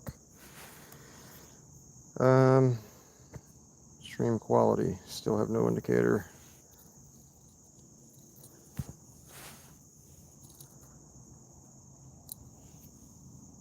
Boy, oh boy. Everything in me wants to slap a little sunfish on this big hook and throw it out there.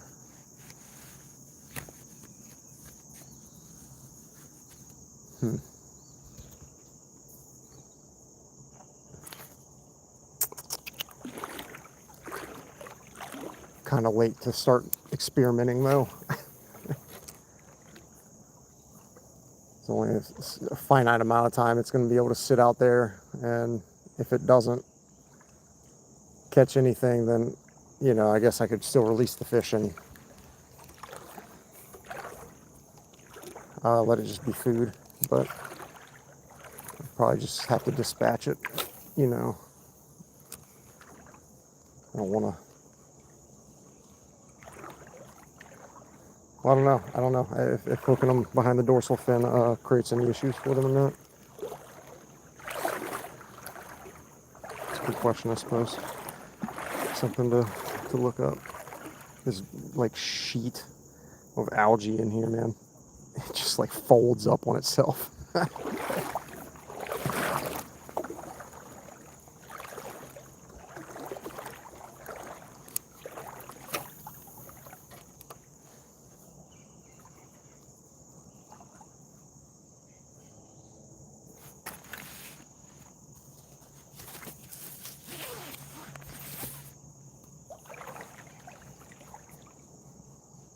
Actually, kind of shocked we haven't gotten any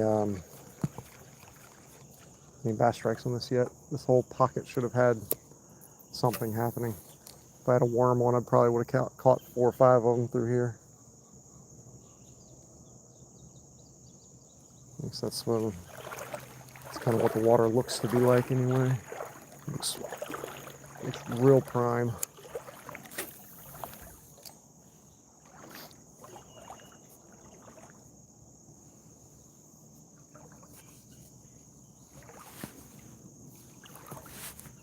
That was a long pause for that little tiny strike.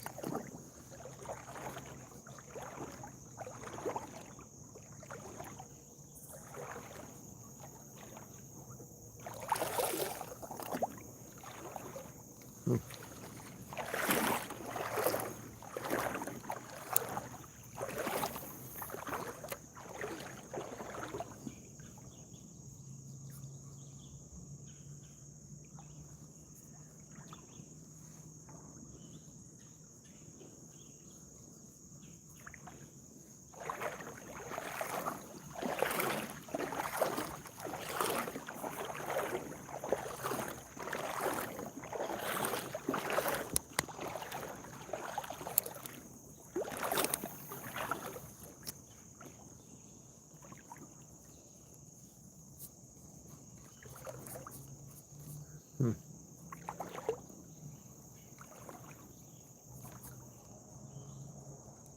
It's acting funky. I couldn't get it to walk right.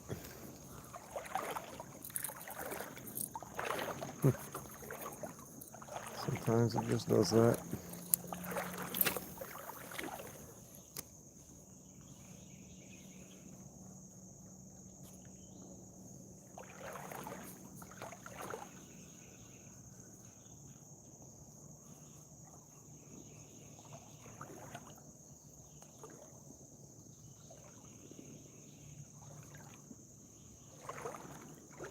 Small swipes. Feel anything big coming after it, we would see the wake.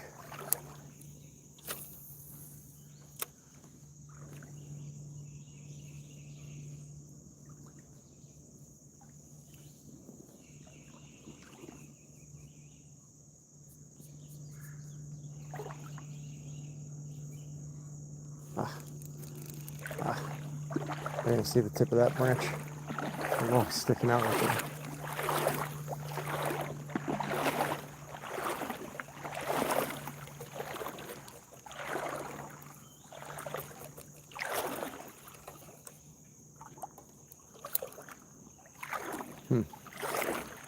Cut the cast.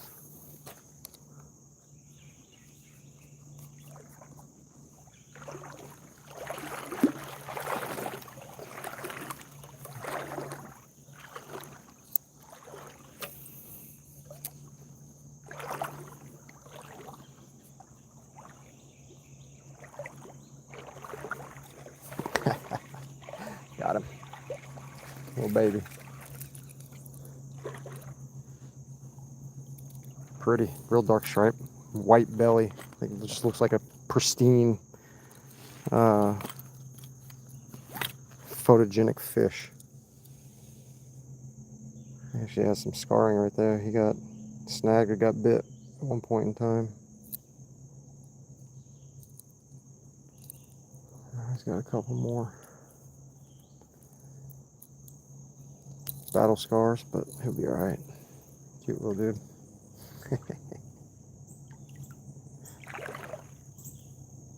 Don't want you to go downstream. The big one might eat you. Oh, well, looks like he's headed to the slaughter.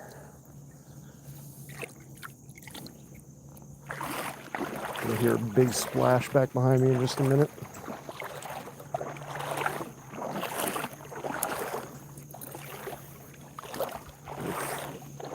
Get up over that tiny branch.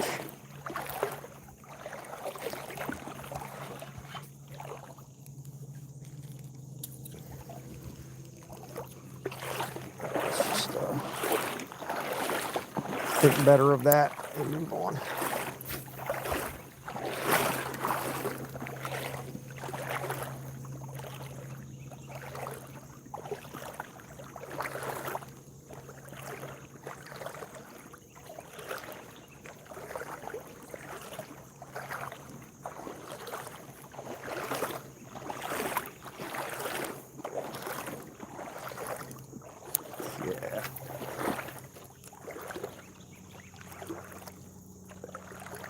Yeah, with all this upstream, man, I don't know if I have a reason to fish downstream of Tenmile Creek. This has got a lot more stuff. I really need to walk from. There's three bridges. You know, Tenmile Creek. You can get out here to the South Fork to Tenmile Creek, and then you walk upstream, and eventually this wraps up to some bridge on Narrows Road. And then you keep going past that, and you run into another bridge in Owensville Cutoff. And I don't do any of this to keep it secret or keep hitting spots for anybody, you know. I share pretty publicly where I fish, and I would love to meet some people out here, you know, see other people catching fish from time to time. Most people aren't going to be willing to or have the option to wade, you know, have the time to go do it, the ability to go do it, whatever. So I'm not really concerned about like losing. Nope, things getting pressured, I'll go find the fish. That is not the concern. But it'd be nice to build a community and have some people, you know, that we could contact, reach out to, see, you know, get pictures of some good fish, and ultimately maybe, you know, start doing some stuff out on the beach other than just fish. Go grill with some friends and whatnot. Kind of the secondary purpose of the stream was to build a community, or the stream, the videos, was to maybe make some friends along the way, you know.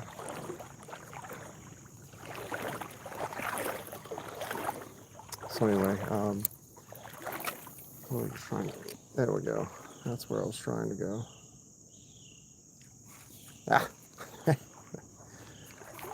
something small back there. But anyway,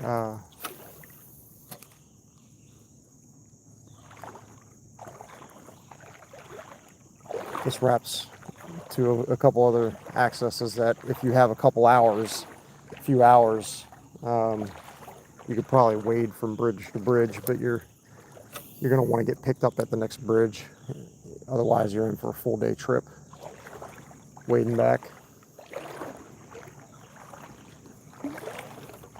If I had 3 or 4 hours, I could go from bridge to bridge. I only have 2 hours, so I can only go, you know, a quarter away, third of the way to the bridge, but, you know, I also have to hike back to the original access point, so there's only so much I'll be able to do for now.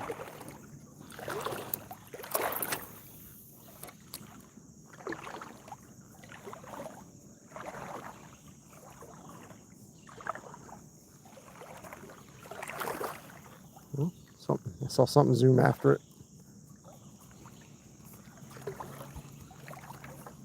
Changed its mind.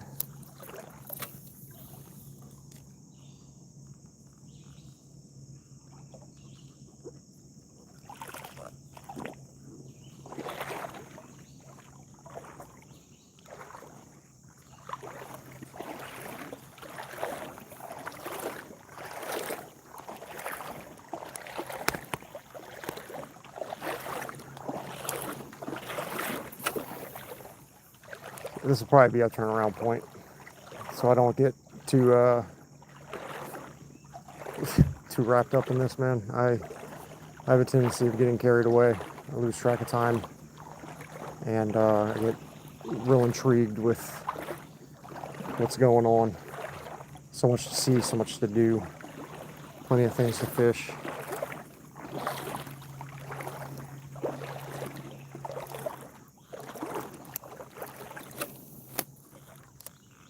Oh, I did go over. Damn. Oh no. Come on, there we go. All right.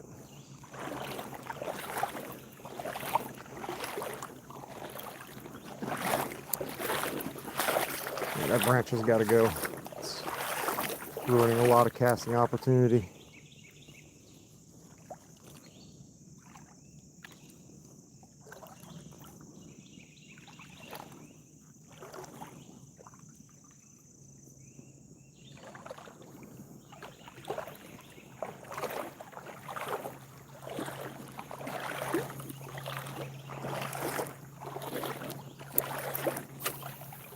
Yeah, I could certainly sit here and wade this all day probably,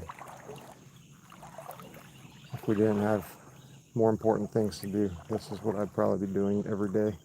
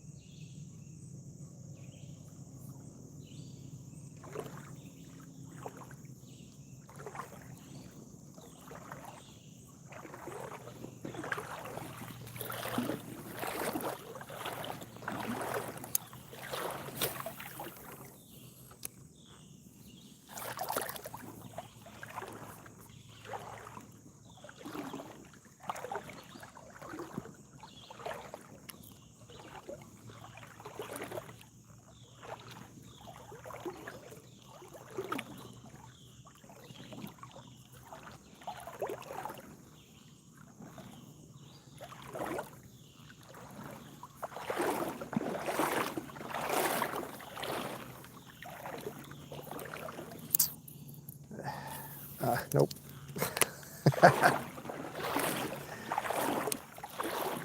I'll just not make myself sad. That's a much better spot to fish. I missed the fish. He struck it as soon as it landed. I wasn't ready to set a hook yet.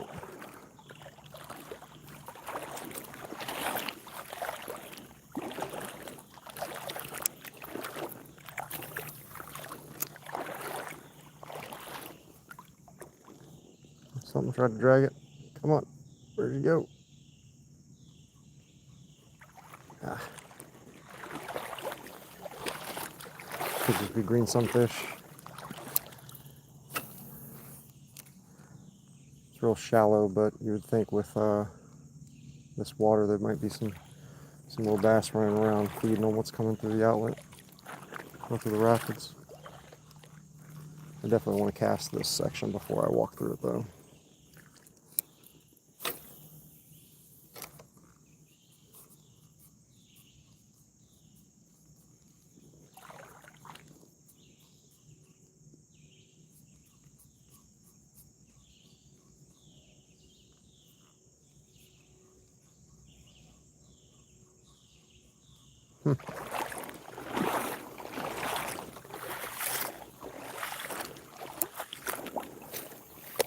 Probably, run into something. There was some sunfish there.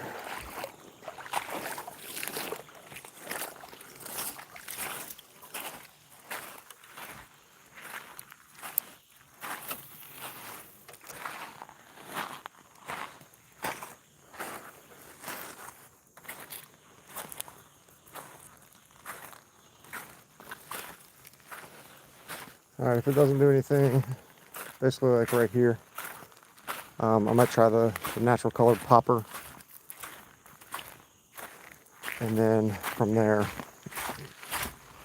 I'm going to put on a grub or a worm and try and see if we can find any other fatties down the way as we go back downstream.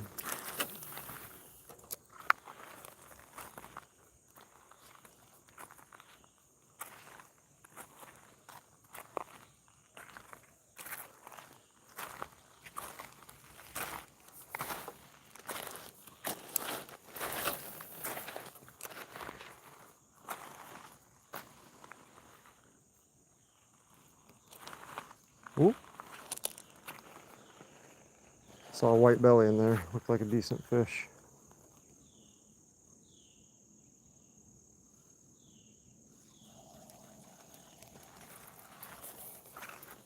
I didn't see where it might have gone. Couldn't really see what it was either, so it may not even be a catchable fish.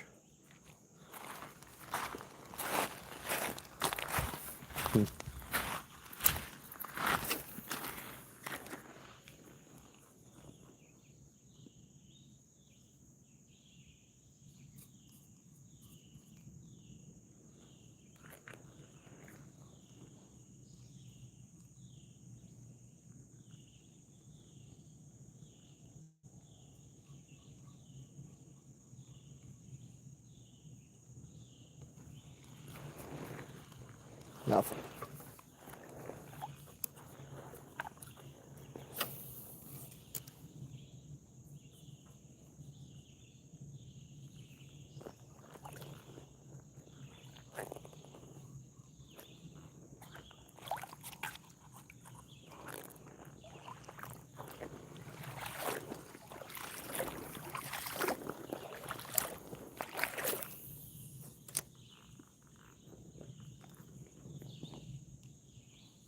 There's fish. One just popped somewhere.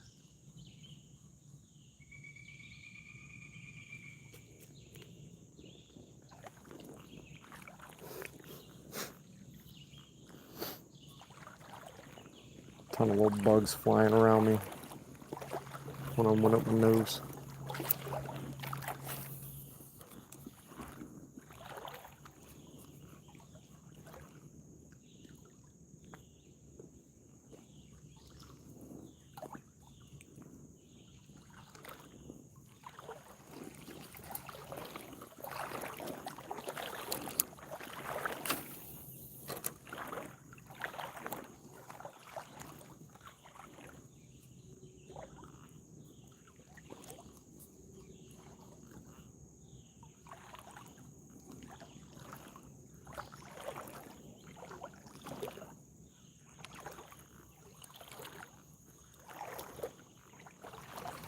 Small stuff tugging at it.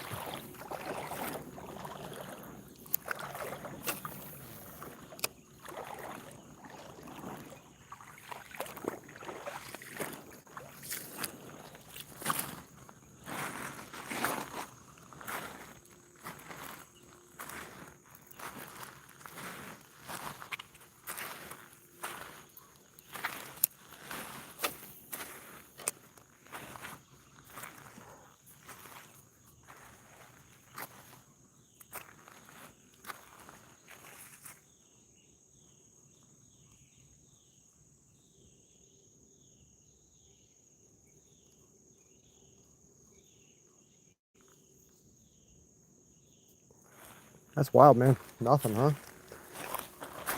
This whole bend, oh my God. I just want to sit here and fish this all day. This looks so good, man.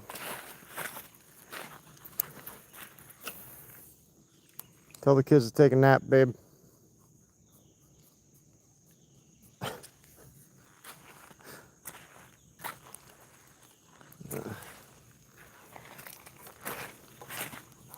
Pretty poor action right there. I don't know what it was doing.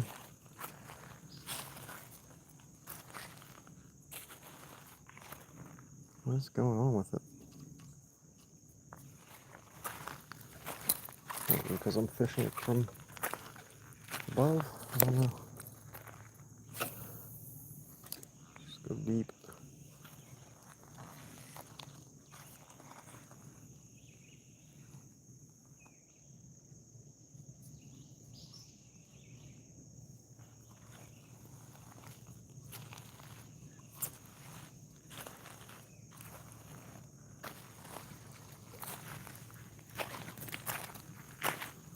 I have to at least just like, oh yeah, look at that movement down there. There's fish in here.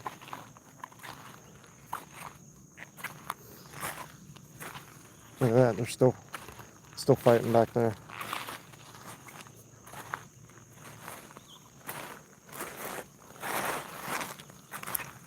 Yeah, like this is so wonderful, man. This is such good fishing right here, I'm sure. Put on the right plug. Probably able to rip 6 of them out of here real easy. Oh, I don't know if that zoom came in. That might have been a pickerel. That was a fast fish, man.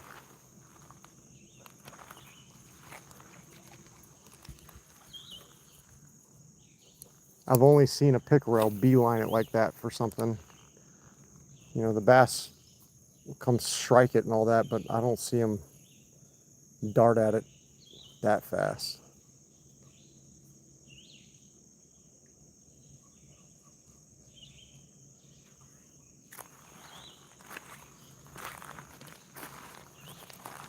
That was very reminiscent of that pickerel strike that I had at the South Fork, at the Owensville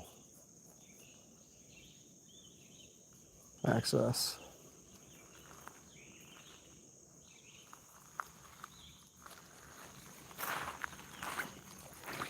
Alright, so we're back upon some rapids.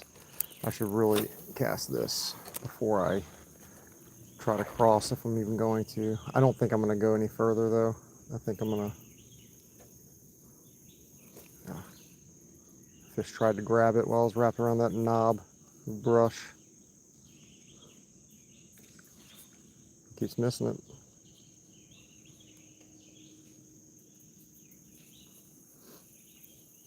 Any more tries? Alright.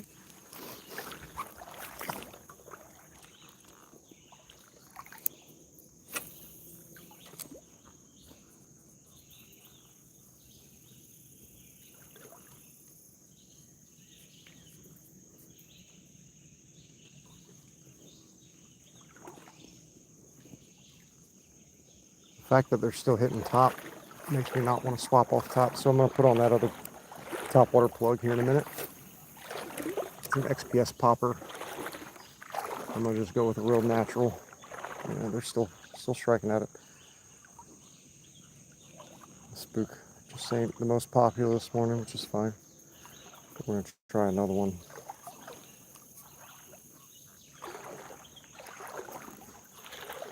Try another another style popper since the other one was doing so well.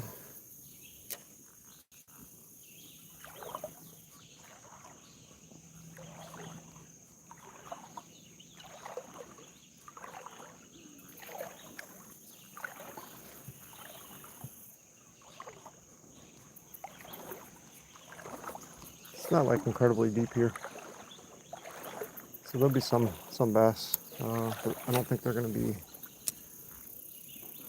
necessarily over here. I think they're going to be. I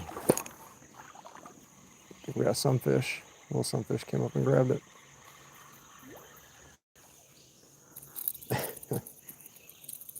Jerked him like 10 foot through the water.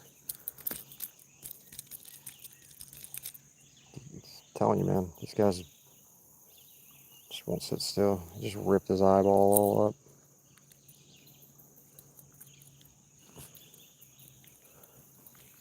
Yeah, he got himself real flubbed up there. It's really just too late for me to throw this thing unless I'm gonna fish this bend for a minute. Let me consider this real quick, 'cause this, I mean, he's still got one good eye, but he really gouged himself pretty good there. What's it gonna take to get this thing going? How much line do I need to let out?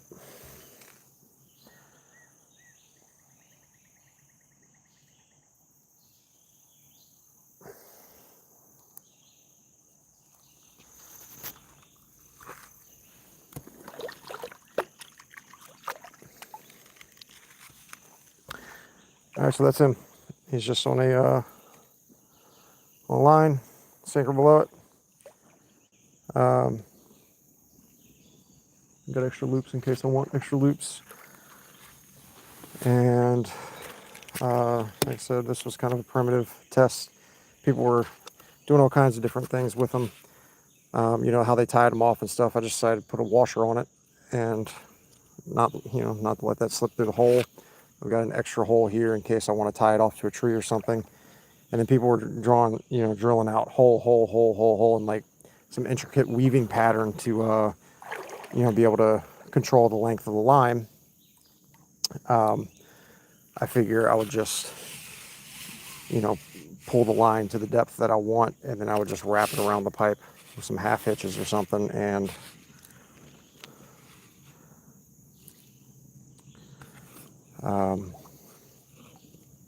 a couple of those, the line ain't gonna slip through, so you don't need all the extra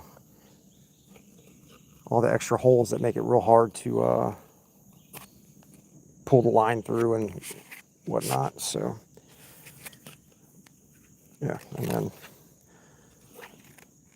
then the idea is just wrap the extra line anyway, so you get even more staying power.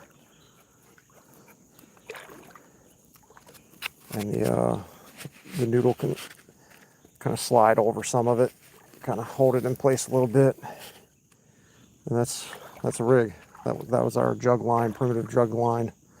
I don't know if it's going to work out, but I'm not going to go any further. I'm going to swap lures to an XPS popper. I'm going to toss this dude out here while I do that and see if him swimming around catches anything. I don't want to give him a whole lot of want him to be visible. That should be good. We'll just see if anything will take him as he moves around. The weight is to help slow it down, tire out the bigger fish, and not be so heavy, hopefully, that the small fish won't be able to just like kind of tug it around a little bit at least. He don't look like he's moving at all, so I'm not really sure what's going on, but I'll go check it out in just a second. Let me get this popper on there, and then we're gonna fish this bend a little bit more and then head back from here. Like I said, if we had nothing else to to do, this is what I would choose to do with my time, I think. But there's things I need to do and other things I want to go do too. And that includes making some videos today. I'm just about out of storage. I actually have to sit down and start getting through this stuff to produce more. That's why I'm live streaming today, is because I don't have any more storage to place any GoPro footage at the moment, and I'm not willing to invest because I really just simply need to sit down and go through the footage that I have. I have plenty of good fishing, plenty of interesting trips. Yeah, I like these little poppers. I fished this one once and the black one once and caught a couple smallmouth, I think, out on the Middle Fork with it. It's a 10th ounce XPS popper. Probably weighs closer to, I don't know,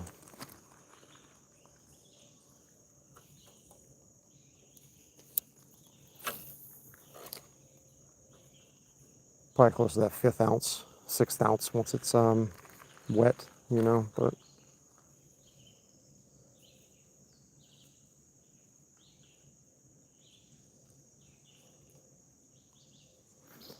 let me go check on fish. He's not moving around at all. I don't know if he's like just wrapped up in something and weighed down too much. He's just kind of sitting there. I didn't kill him, did I? No, he's still moving. Weight just might be too much. It's not supposed to be on the ground. You know, I want him to be able to float around, and the weight's just to slow him down more than anything. It's not to pin him in place. That looks like it's doing better. He should be able to move it around a little bit as long as that sinker ain't on the ground.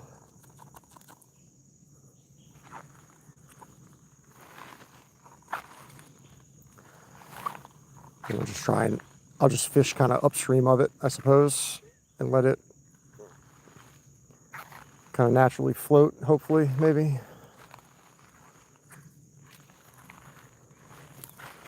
Hoping ultimately it'll produce something quickly and not be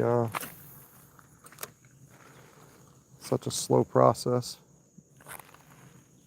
It's not something I'm going to do all the way back. I just wanted to experiment.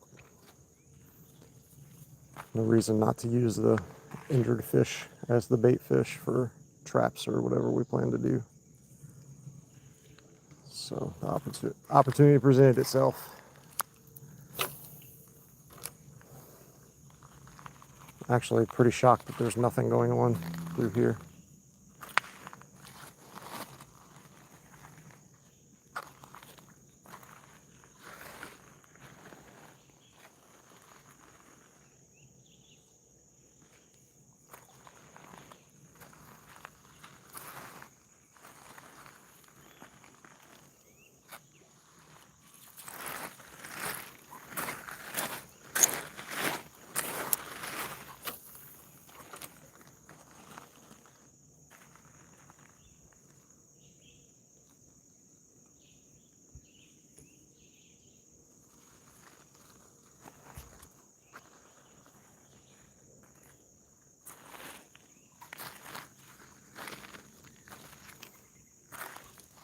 Saw him dart up and grab it. This isn't our friend from earlier, is it?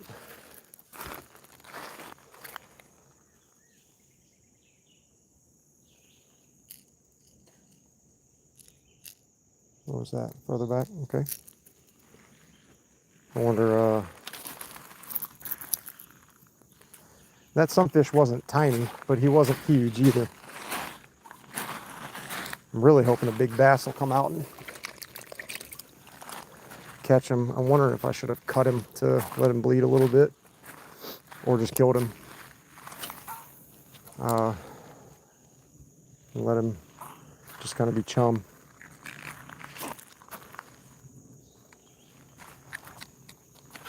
If nothing bites him by the time we head down this bend, I will try dispatching him maybe. Let him float down that long stretch. All right, I need to take a break real quick. I will be right back.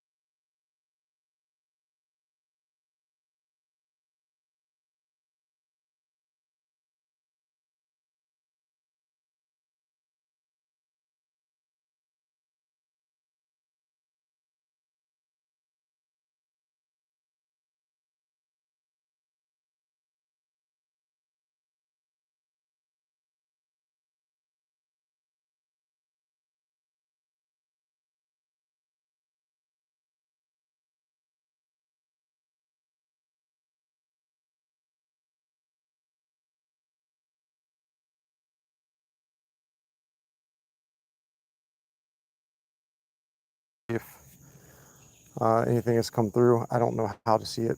I don't know how to go back in time either, pulling up the stream, so it is what it is.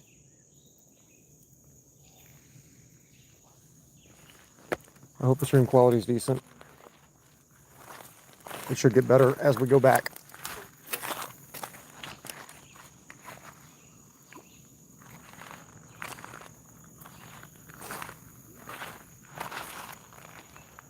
I'll let that jug sit for another minute. Really makes me wonder if the bass eat the sunfish, man. I think they do. I just don't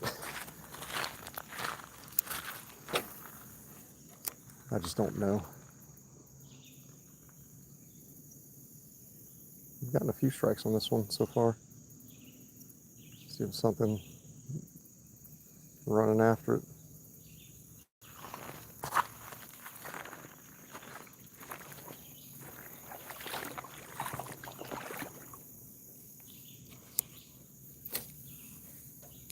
That went up in the tree.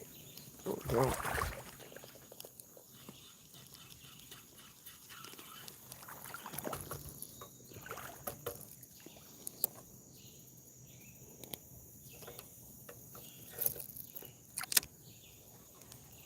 Apologies. Of course, it undoes itself every time you take the time to do it. They just force you to take the time.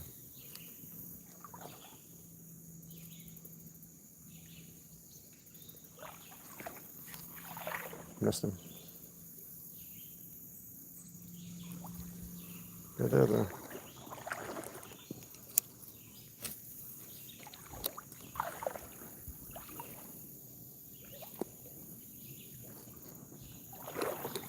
The popper seems to be more popular than the spook this morning, though.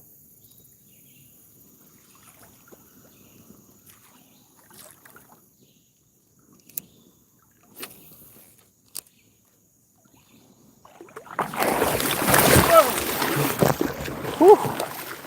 That's what I'm saying. Oh boy.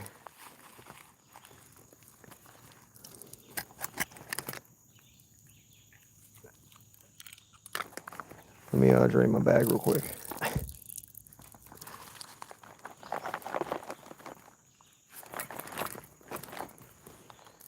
That would be probably the 5th time I've slipped. These rocks are slick, man.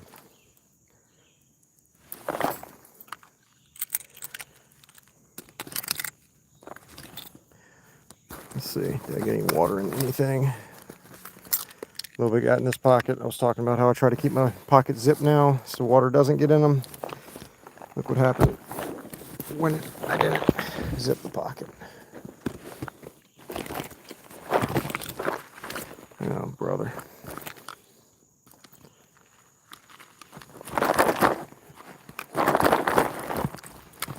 Let's see if I can dry it out a little bit. Somehow my towel that went in first did not get entirely wet.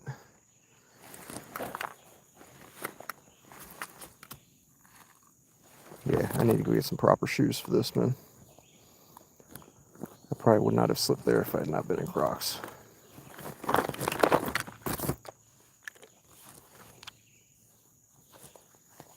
All right.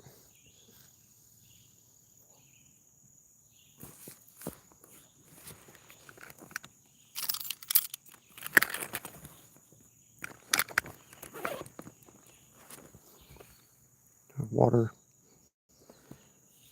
all over the lenses.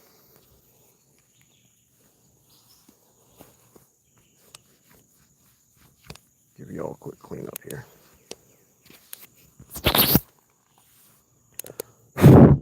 Apologies. I should have muted my microphone before doing that.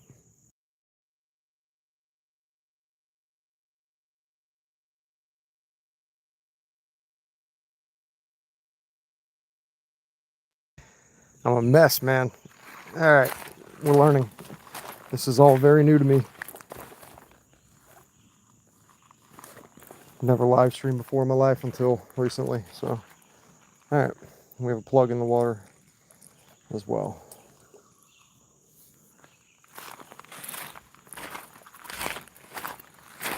You know, I was hoping being by these roots or something like a catfish or something would have come out and grabbed this little sunfish. There's got to be some sort of scent with it by now, I would think. The little fuzzy tail is like been completely ripped off of this thing. Sunfish just pulling at it.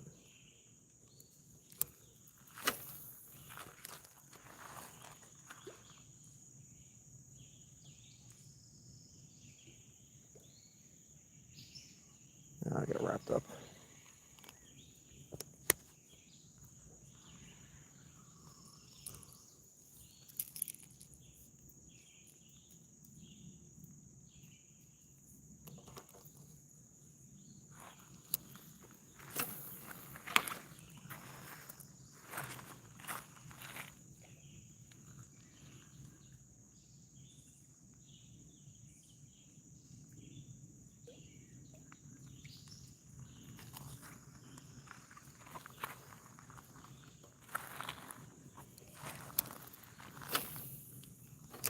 It's really not a big enough fish in here to eat that sunfish? What's going on over there, man?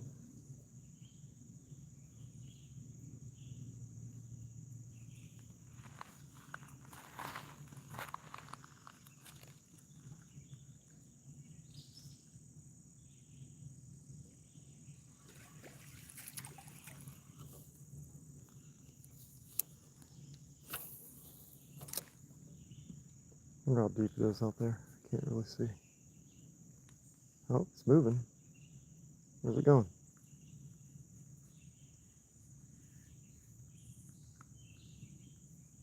I'd imagine it'll probably stand upright when something really starts tugging it. Something big strikes it. Yeah, let's fish a little bit more and then I'll go retrieve that. And we'll go downstream and let it float through.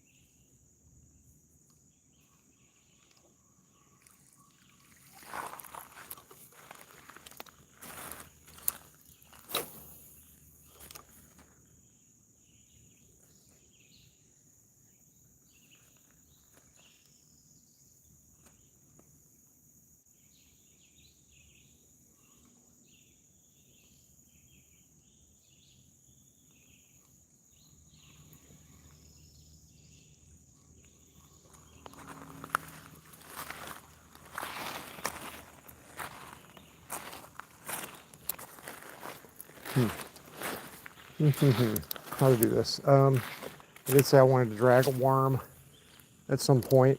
Like I love fishing top water, but if we ain't catching, you know, we might as well swap. I'd much rather catch fish than search for top water strikes entirely. So It's been a little bit since we've gotten some real reasonable action going. And who knows, maybe the answer was staying on the yellow crick popper, but I'm gonna go, what did I just hear? I don't see it. Oh, it's back here. Oh! Released that one a little early. I'm gonna swap to some sort of down deep setup, Texas rig, or just put on a Ned rig or jig head with a worm, and we're gonna get moving.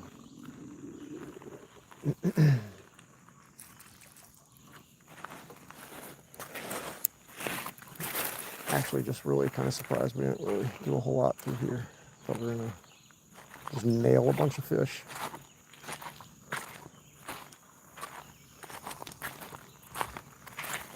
And that one strike was way back here,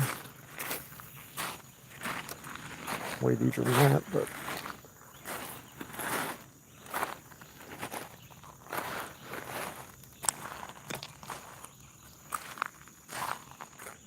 I wonder if I should spend some more time over these roots real quick. I don't think anything's eating that sunfish. I think I'm going to dispatch him and throw him downstream, and hopefully he'll float around something that can smell him.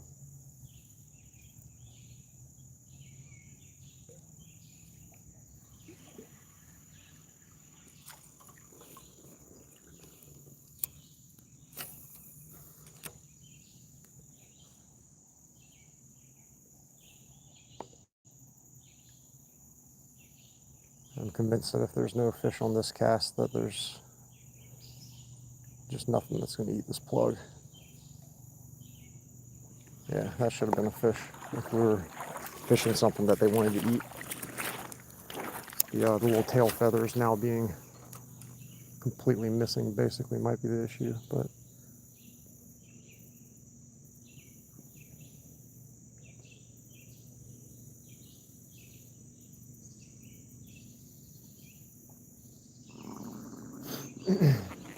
stomach is growling. I'm hungry.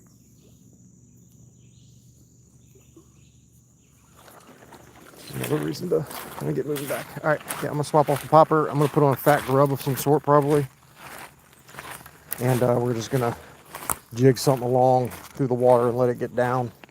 See if there's any lazy bass at the bottom that just don't want to come up for a free meal. I would love to just sit here and fish topwater all day. I really would, but unfortunately, I only have a limited amount of time, and I'm already kind of beyond my beyond what I should be doing. I also have some of these like down deep crankbaits that I haven't fished before. This might be something worth trying before we put on the worm. I brought all kinds of different stuff. I got like 3 different types of Rapala minnows, different sizes. Brought a Rebel minnow to fish them back to back and see if we can figure out which one they like more. Size, color, that sort of deal. Action. But I've been wanting to try fishing this little thing. I got it for like $1. It was a Rebel lure that was super marked down. And it's like, well, hell, can't really pass that up. But the problem is that it sinks too deep for a lot of the creek stuff. So I haven't really been able to fish it. I think it's just like a little rattling crankbait. It has a little jiggle. Its butt jiggles when it swims.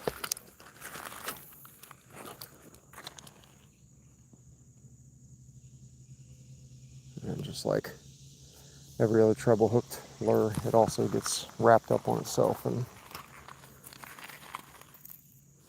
must be reeled in and recasted sometimes.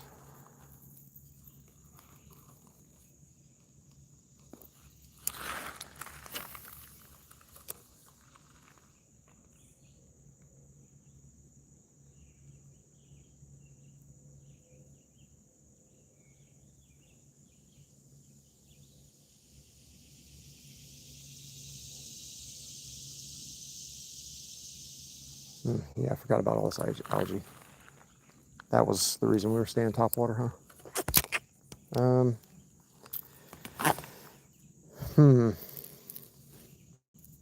Well, I might have just changed my mind. I could see what the hooks do. I don't know that it's gonna matter. We'll see. Yeah, I don't want to drag treble hooks at least down through that mess. That's gonna be a pain in the butt.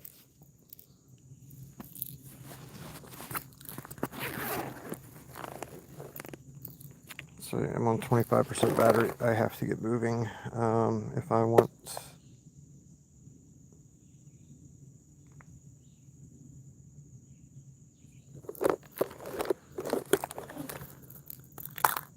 To capture really anything else crazy. What do I have? Buzzbaits, minnows. I don't want anything that dives, I guess. Unless it's on some sort of weedless jig head.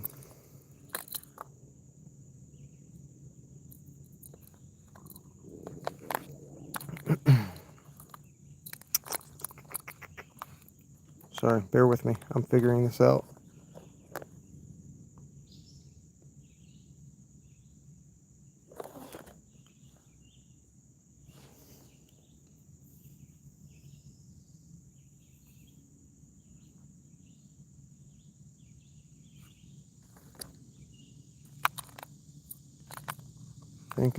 Thinking.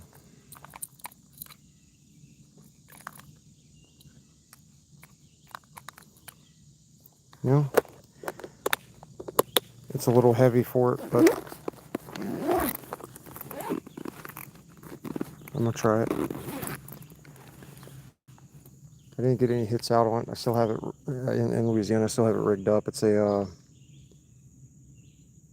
pumpkin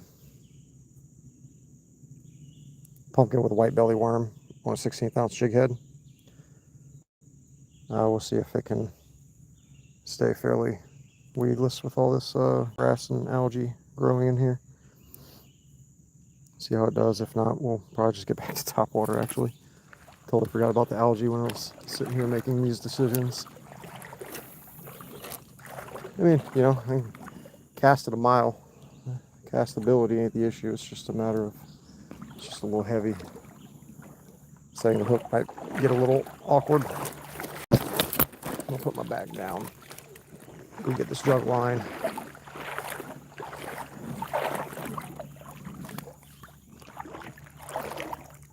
Oop.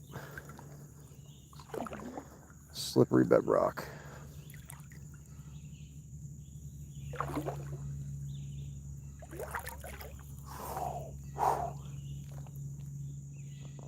Slippery bedrock and lots of holes. It's not.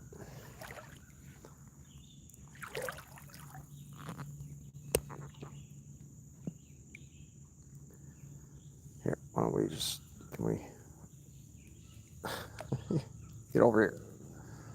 There we go. All right, Mr. Sunfish. Yeah, no, he's still kicking. I might have to let the loop be a little bit longer.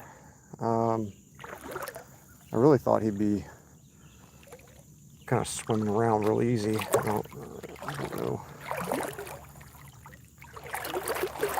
Not real easy. It wasn't meant to be an easy thing for him to move around, but kind of limit his mobility so he doesn't get wrapped up in a whole bunch of brush and logs and stuff like that. It's kind of the idea.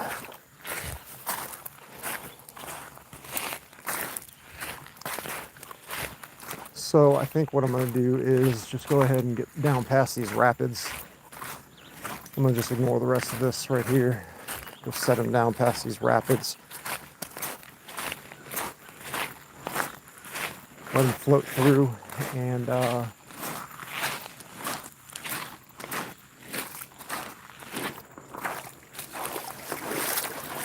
on the next stretch, if nothing pops him by then, I'll probably just go ahead and dispatch him and let him float that last stretch. And from there, he'll just become chum. Something will eat him.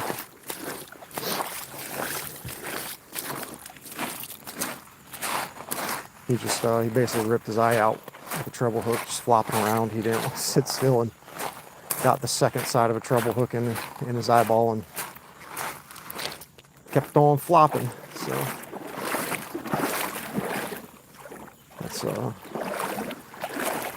unfortunately the reality of it sometimes.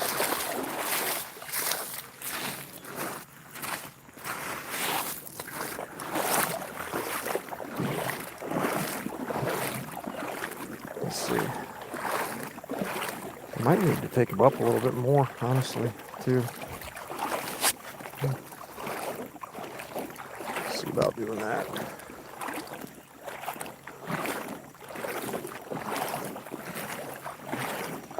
Maybe we'll take the weight off entirely. I don't know. Like to see how this thing performs when a fish strikes it. Let's just let him hang right below the jug. 6 inches of water is all he needs, plus room for the weight.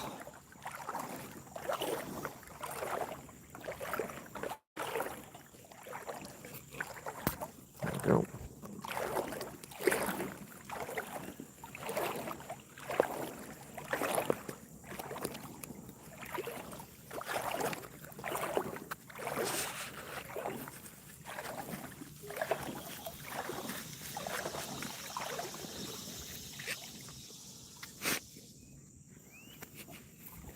All right, dude, round 2. Yeah, I think that drop shot is that considered a drop shot? Loop. Can't remember the loop. Dropper loop. I think I need to have the dropper loop a little bit longer, so I'd be able to swim away from the line some.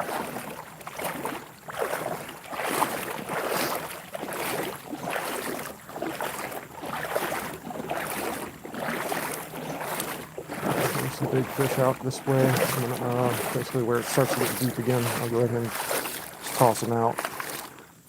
He is a little sizable. It's going to take a largemouth or a bigger smallmouth probably to eat him, if they even will.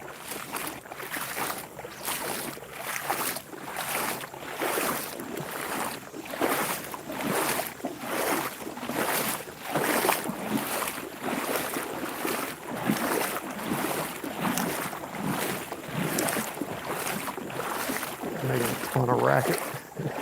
There's not going to be any fish around. Let's just let him sit for a minute, recover. We've been walking a little ways. Oh, caught a sick fish.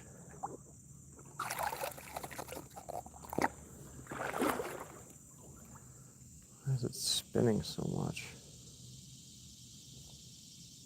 I don't know if I like that. It might be why this thing isn't catching anything.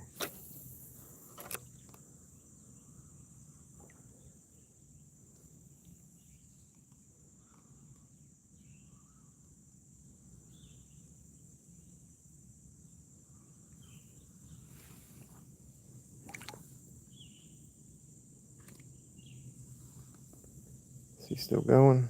Is he just exhausted? His fins are still moving. I think he's just exhausted. We're also kind of shallow. I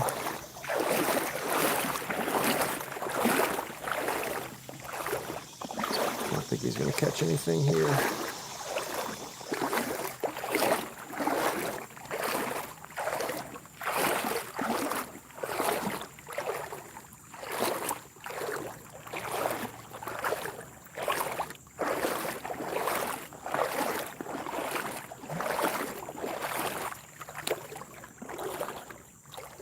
Give him another minute.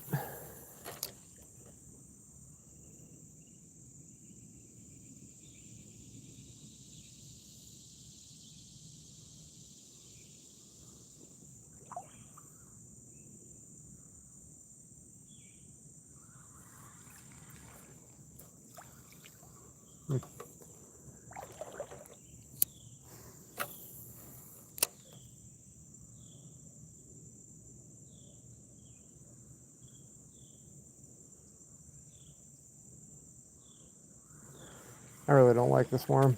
I'm gonna put on a watermelon red finesse worm. I've been wanting to try one on this jig head.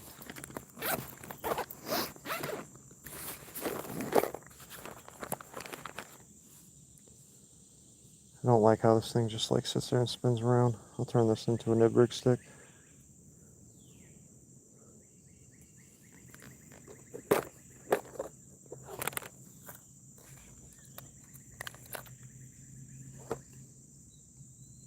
Do I want the jig head? I don't think I do, actually. I don't think I want the weight. It's shallow. It's if I want to get down deep by some of those logs, I really just need to put on a nib rig. This is just a straight up weedless hook.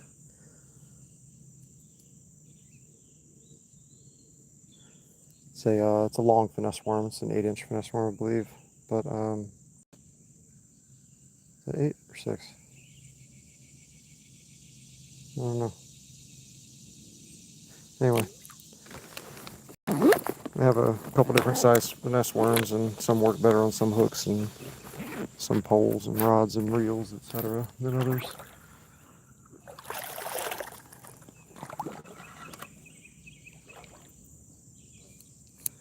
Let's see, finesse worm. Interesting.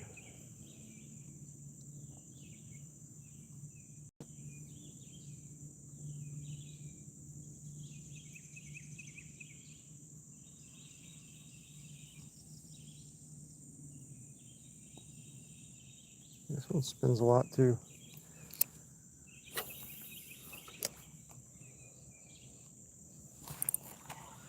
Oh, I missed him. He only had the tail in his mouth, I think.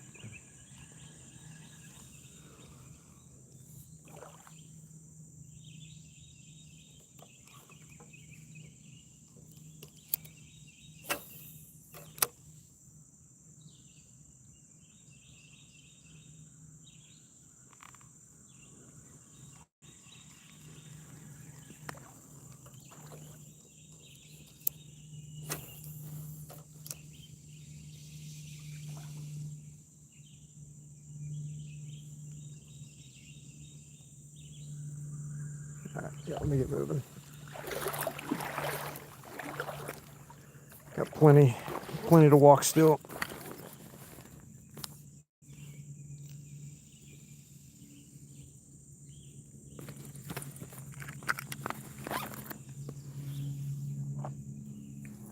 Yeah, Sunfish is still alive. He's just exhausted. It's a heavy teardrop. I tried to go light. It's really, some people put whole metal shanks inside of the pipe and everything. I don't expect to encounter 10 to 50 pound catfish out here. It's, the 2 to 5 pound range probably. And just wanted something to kind of help keep it from going too far. Tire the fish out a little bit.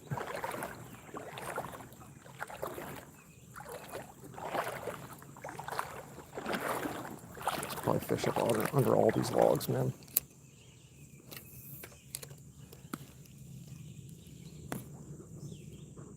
Even this whole this big finesse worm is a little heavy for the ultralight cast.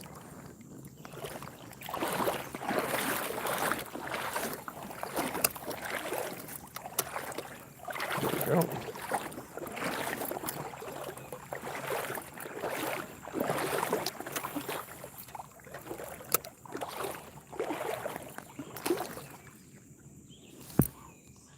Oh, did I miss him?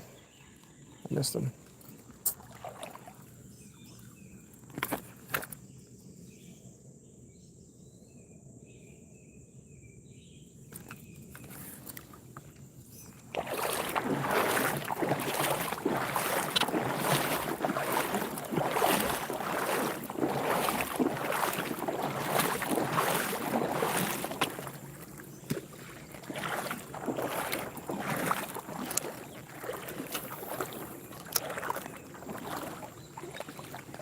Oh, that was a tug.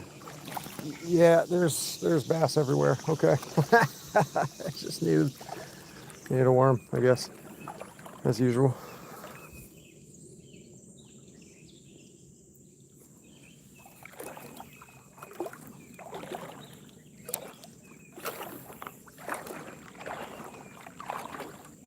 Yeah, they're everywhere. I'm getting like strikes every time it hits the water. They don't feel like sunfish strikes either.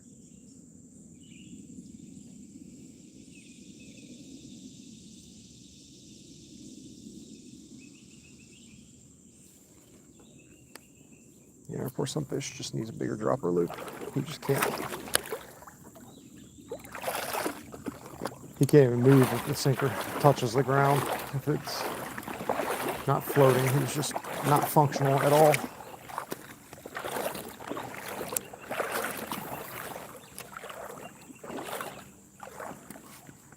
Boy.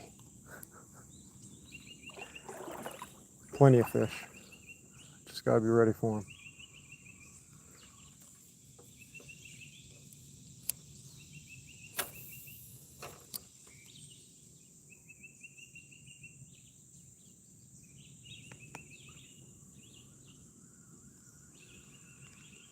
There's probably a ton of them all up in this algae too.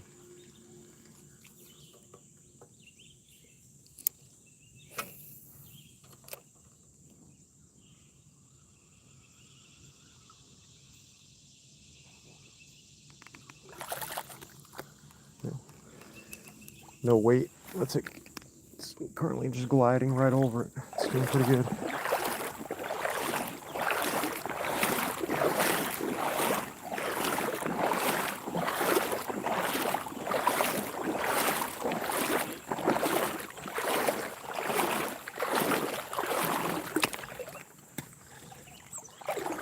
It's hard to throw that thing.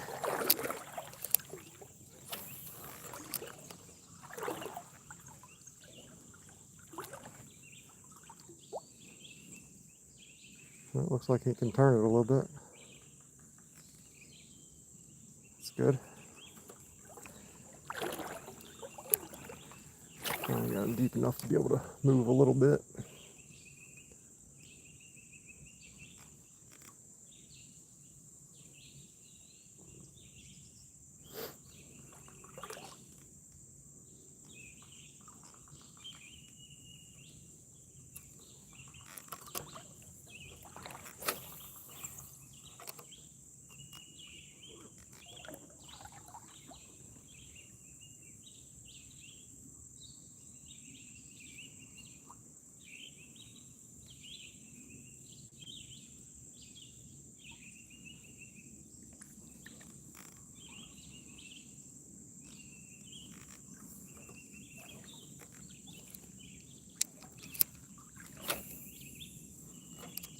Nope.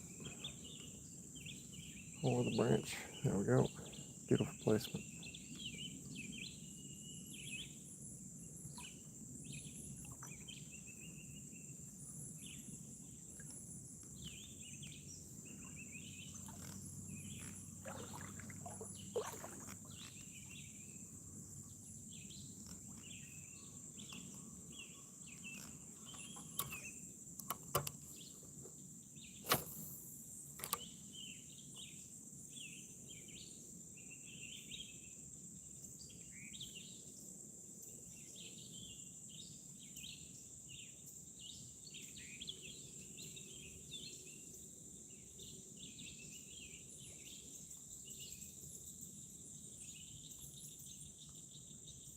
What's happening with it? Anything? Nothing jerky. It's just kind of moving. I guess at the pace of that leaf, it's really not doing anything crazy. I don't know what it's going to look like if a fish hits it.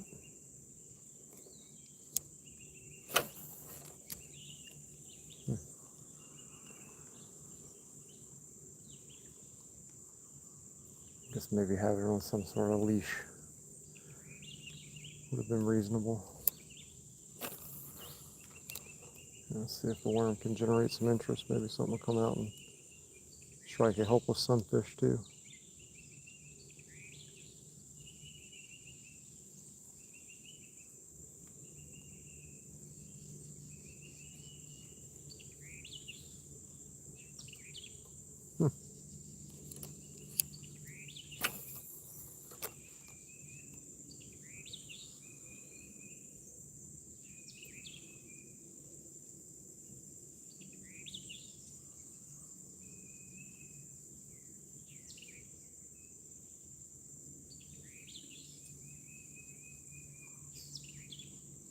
I'm gonna let it get close and sit for a minute, and then we'll go retrieve it and make another good lunge forward. This is where I caught the big bass, right? Down the stretch, I think. I think this is where I caught the big one.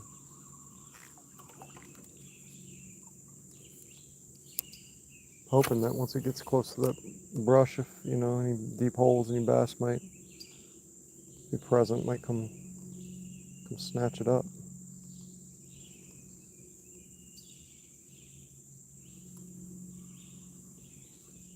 Nothing on the worm really. Got a few hits down back there behind us, but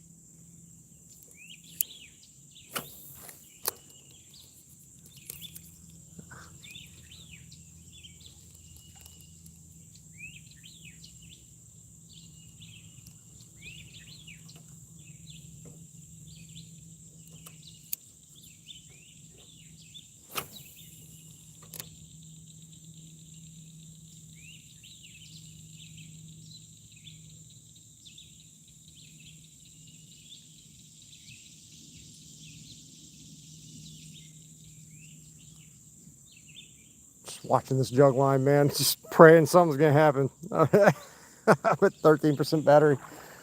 It is a swirl just beyond where we casted. Boy, getting out there might be a chore. I can't see the bottom. I don't know what it's going to be like. But I'm gonna have to put my pack up at minimum to get out there. So, crap. I'll let it sit for another minute. As long as I can touch the bottom and keep my hands in the air, it'll be fine. You know, and breathe. But yeah, I should have. Wish we had had the opportunity to try and test this a little bit earlier. Really feel like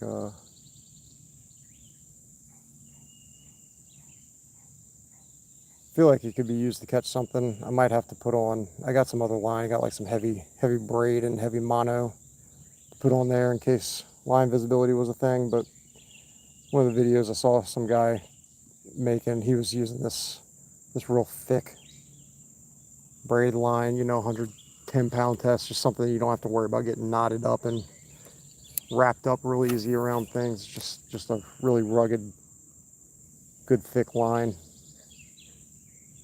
Maybe the catfish don't care, but the bass might. I don't really know. So we're just trying some things. Trying to do what makes sense, what's easy, lets us get it out there and just have some fun with it.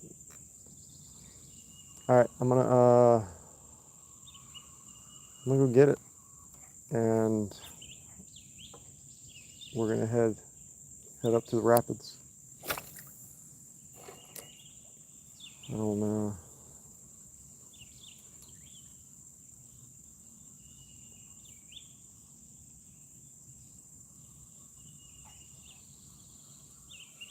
I don't know if anything's gonna bite him.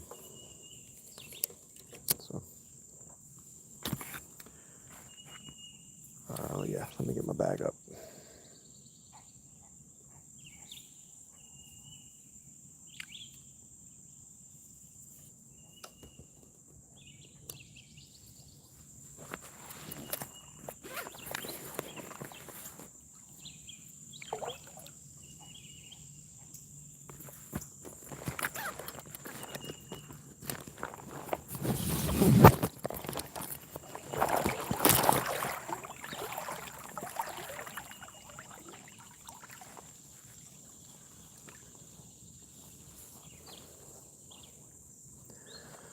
I also have the limitation of that, you know, I'm streaming with my phone instead of the GoPro. The phone is not waterproof.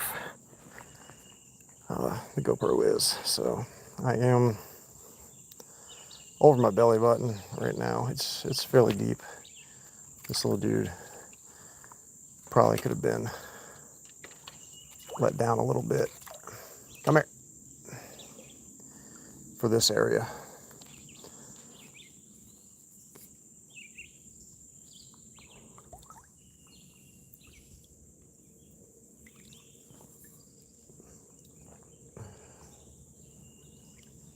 Whoa. All right, well, that's not shallow over there.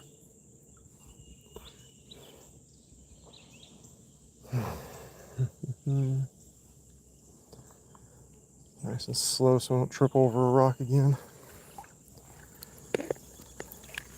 Is there any way to get him just like another inch or two? That seems reasonable. It's 2 foot worth of line, 1 foot above and 1 foot below him, roughly. Keeps him nice suspended up here above the algae, hopefully visible. See if we can get where maybe the flow begins to kind of let him naturally drift. And also me get back to a spot where I can cast comfortably. And we'll see if we can fish this bin before the battery dies.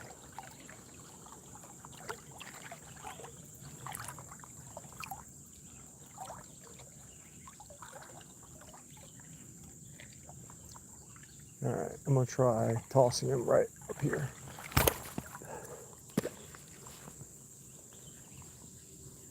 Big splash right in front of me, huh?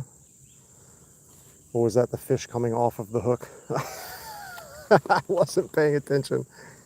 Just kind of hurled it out there. I hope that wasn't my sunfish. Should I go check on it? Oh boy, have to disturb right where I threw it, huh?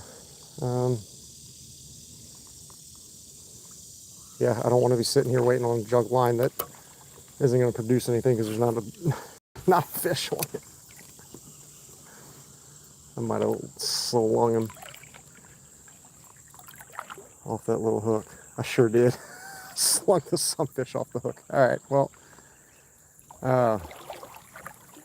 that's that.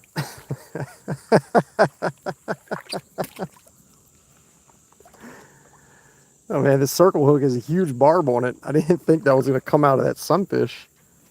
Hooked in the back like that. You know, look at that barb. Thing is gnarly.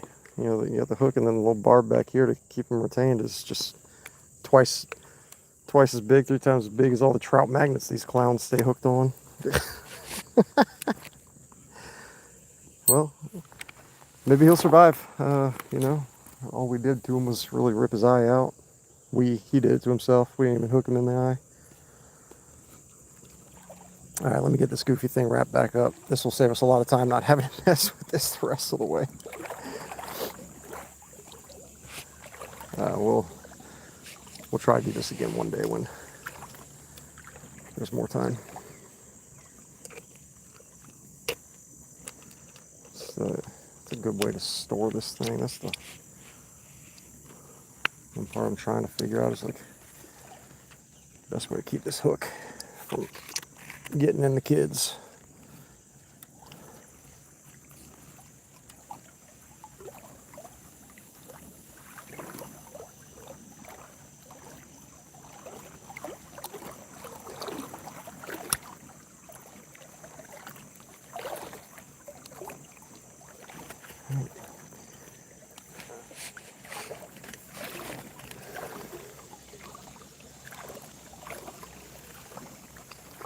Just kind of like tuck it all inside the noodle if I can, honestly. Sinker. The style of sinker might be hard. Oops. Oh, that's not unreasonable. The hook is hidden. It doesn't come out too terribly easily. I was hooking it in the noodle before. Might still be the thing to do, honestly, but this is what I'm doing right now.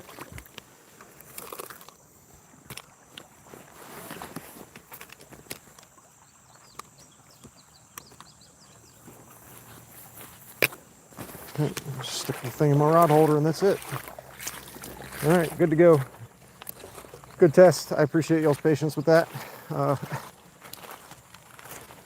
figured it was not going to be ideal. Figured it was going to need some reworking and some figuring out, I suppose. I didn't know if the sunfish was going to be a good bait or not. I'd like to chum some things on there and catch some shad or anything like that. I don't know. Basically, any fish that we severely injure that would just be better off dispatching, something like that to throw on there and let it sit around and see if the catfish will come back and grab it.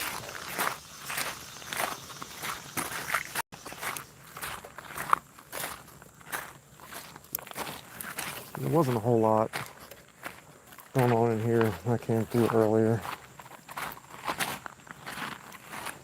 It's a lot shallower than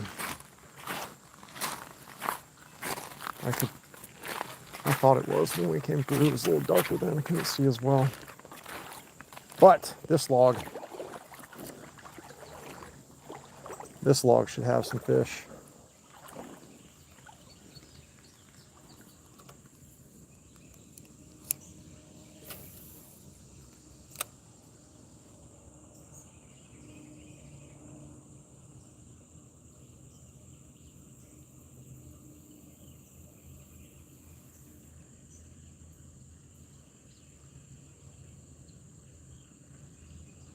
What?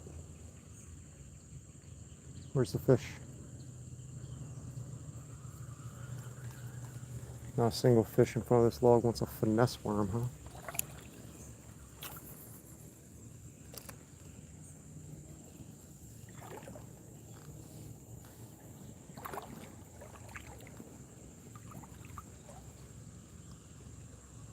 Alright, fish, don't make me do it. I'll put on topwater again, if that's what y'all are gonna bite. I'll do it.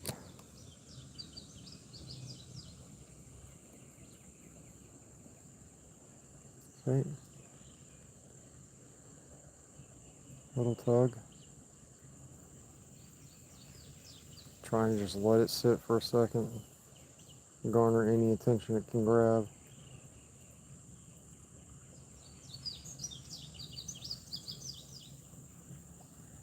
Nothing. Wild. Okay. Let's just try dragging along. Oop, a little far. Get up over it. There we go. Just try and drag it right along. And then we'll try the grass and then we'll move up.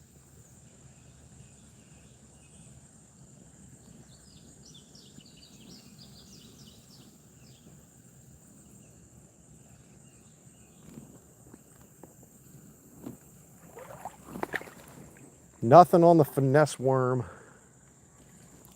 I think a frog just jumped in the water behind me. Nothing on the finesse worm. That's wild, man. This is the confidence bait. This is what I fish when nothing else is really happening. This is what I fish after I get my few topwater strikes for the day. Swap to this and catch a few more. The topwater usually dies within 15-30 minutes. Catch a couple good ones and that's it. Then it's over with. If you didn't see earlier, I was on a yellow crick popper and caught my personal best largemouth. Personal best bass. It's a 2.65 pound bass.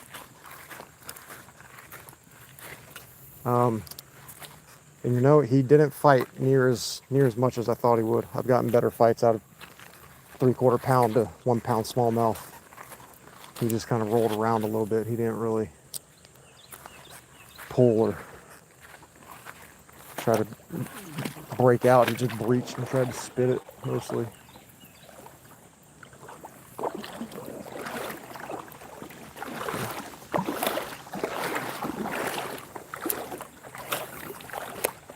like all of this should be pretty good to try to drag like a buzz bait or something like that through it. There's usually smallmouth sitting in some of this kind of stuff. Fall back in the weeds. You can hide back there.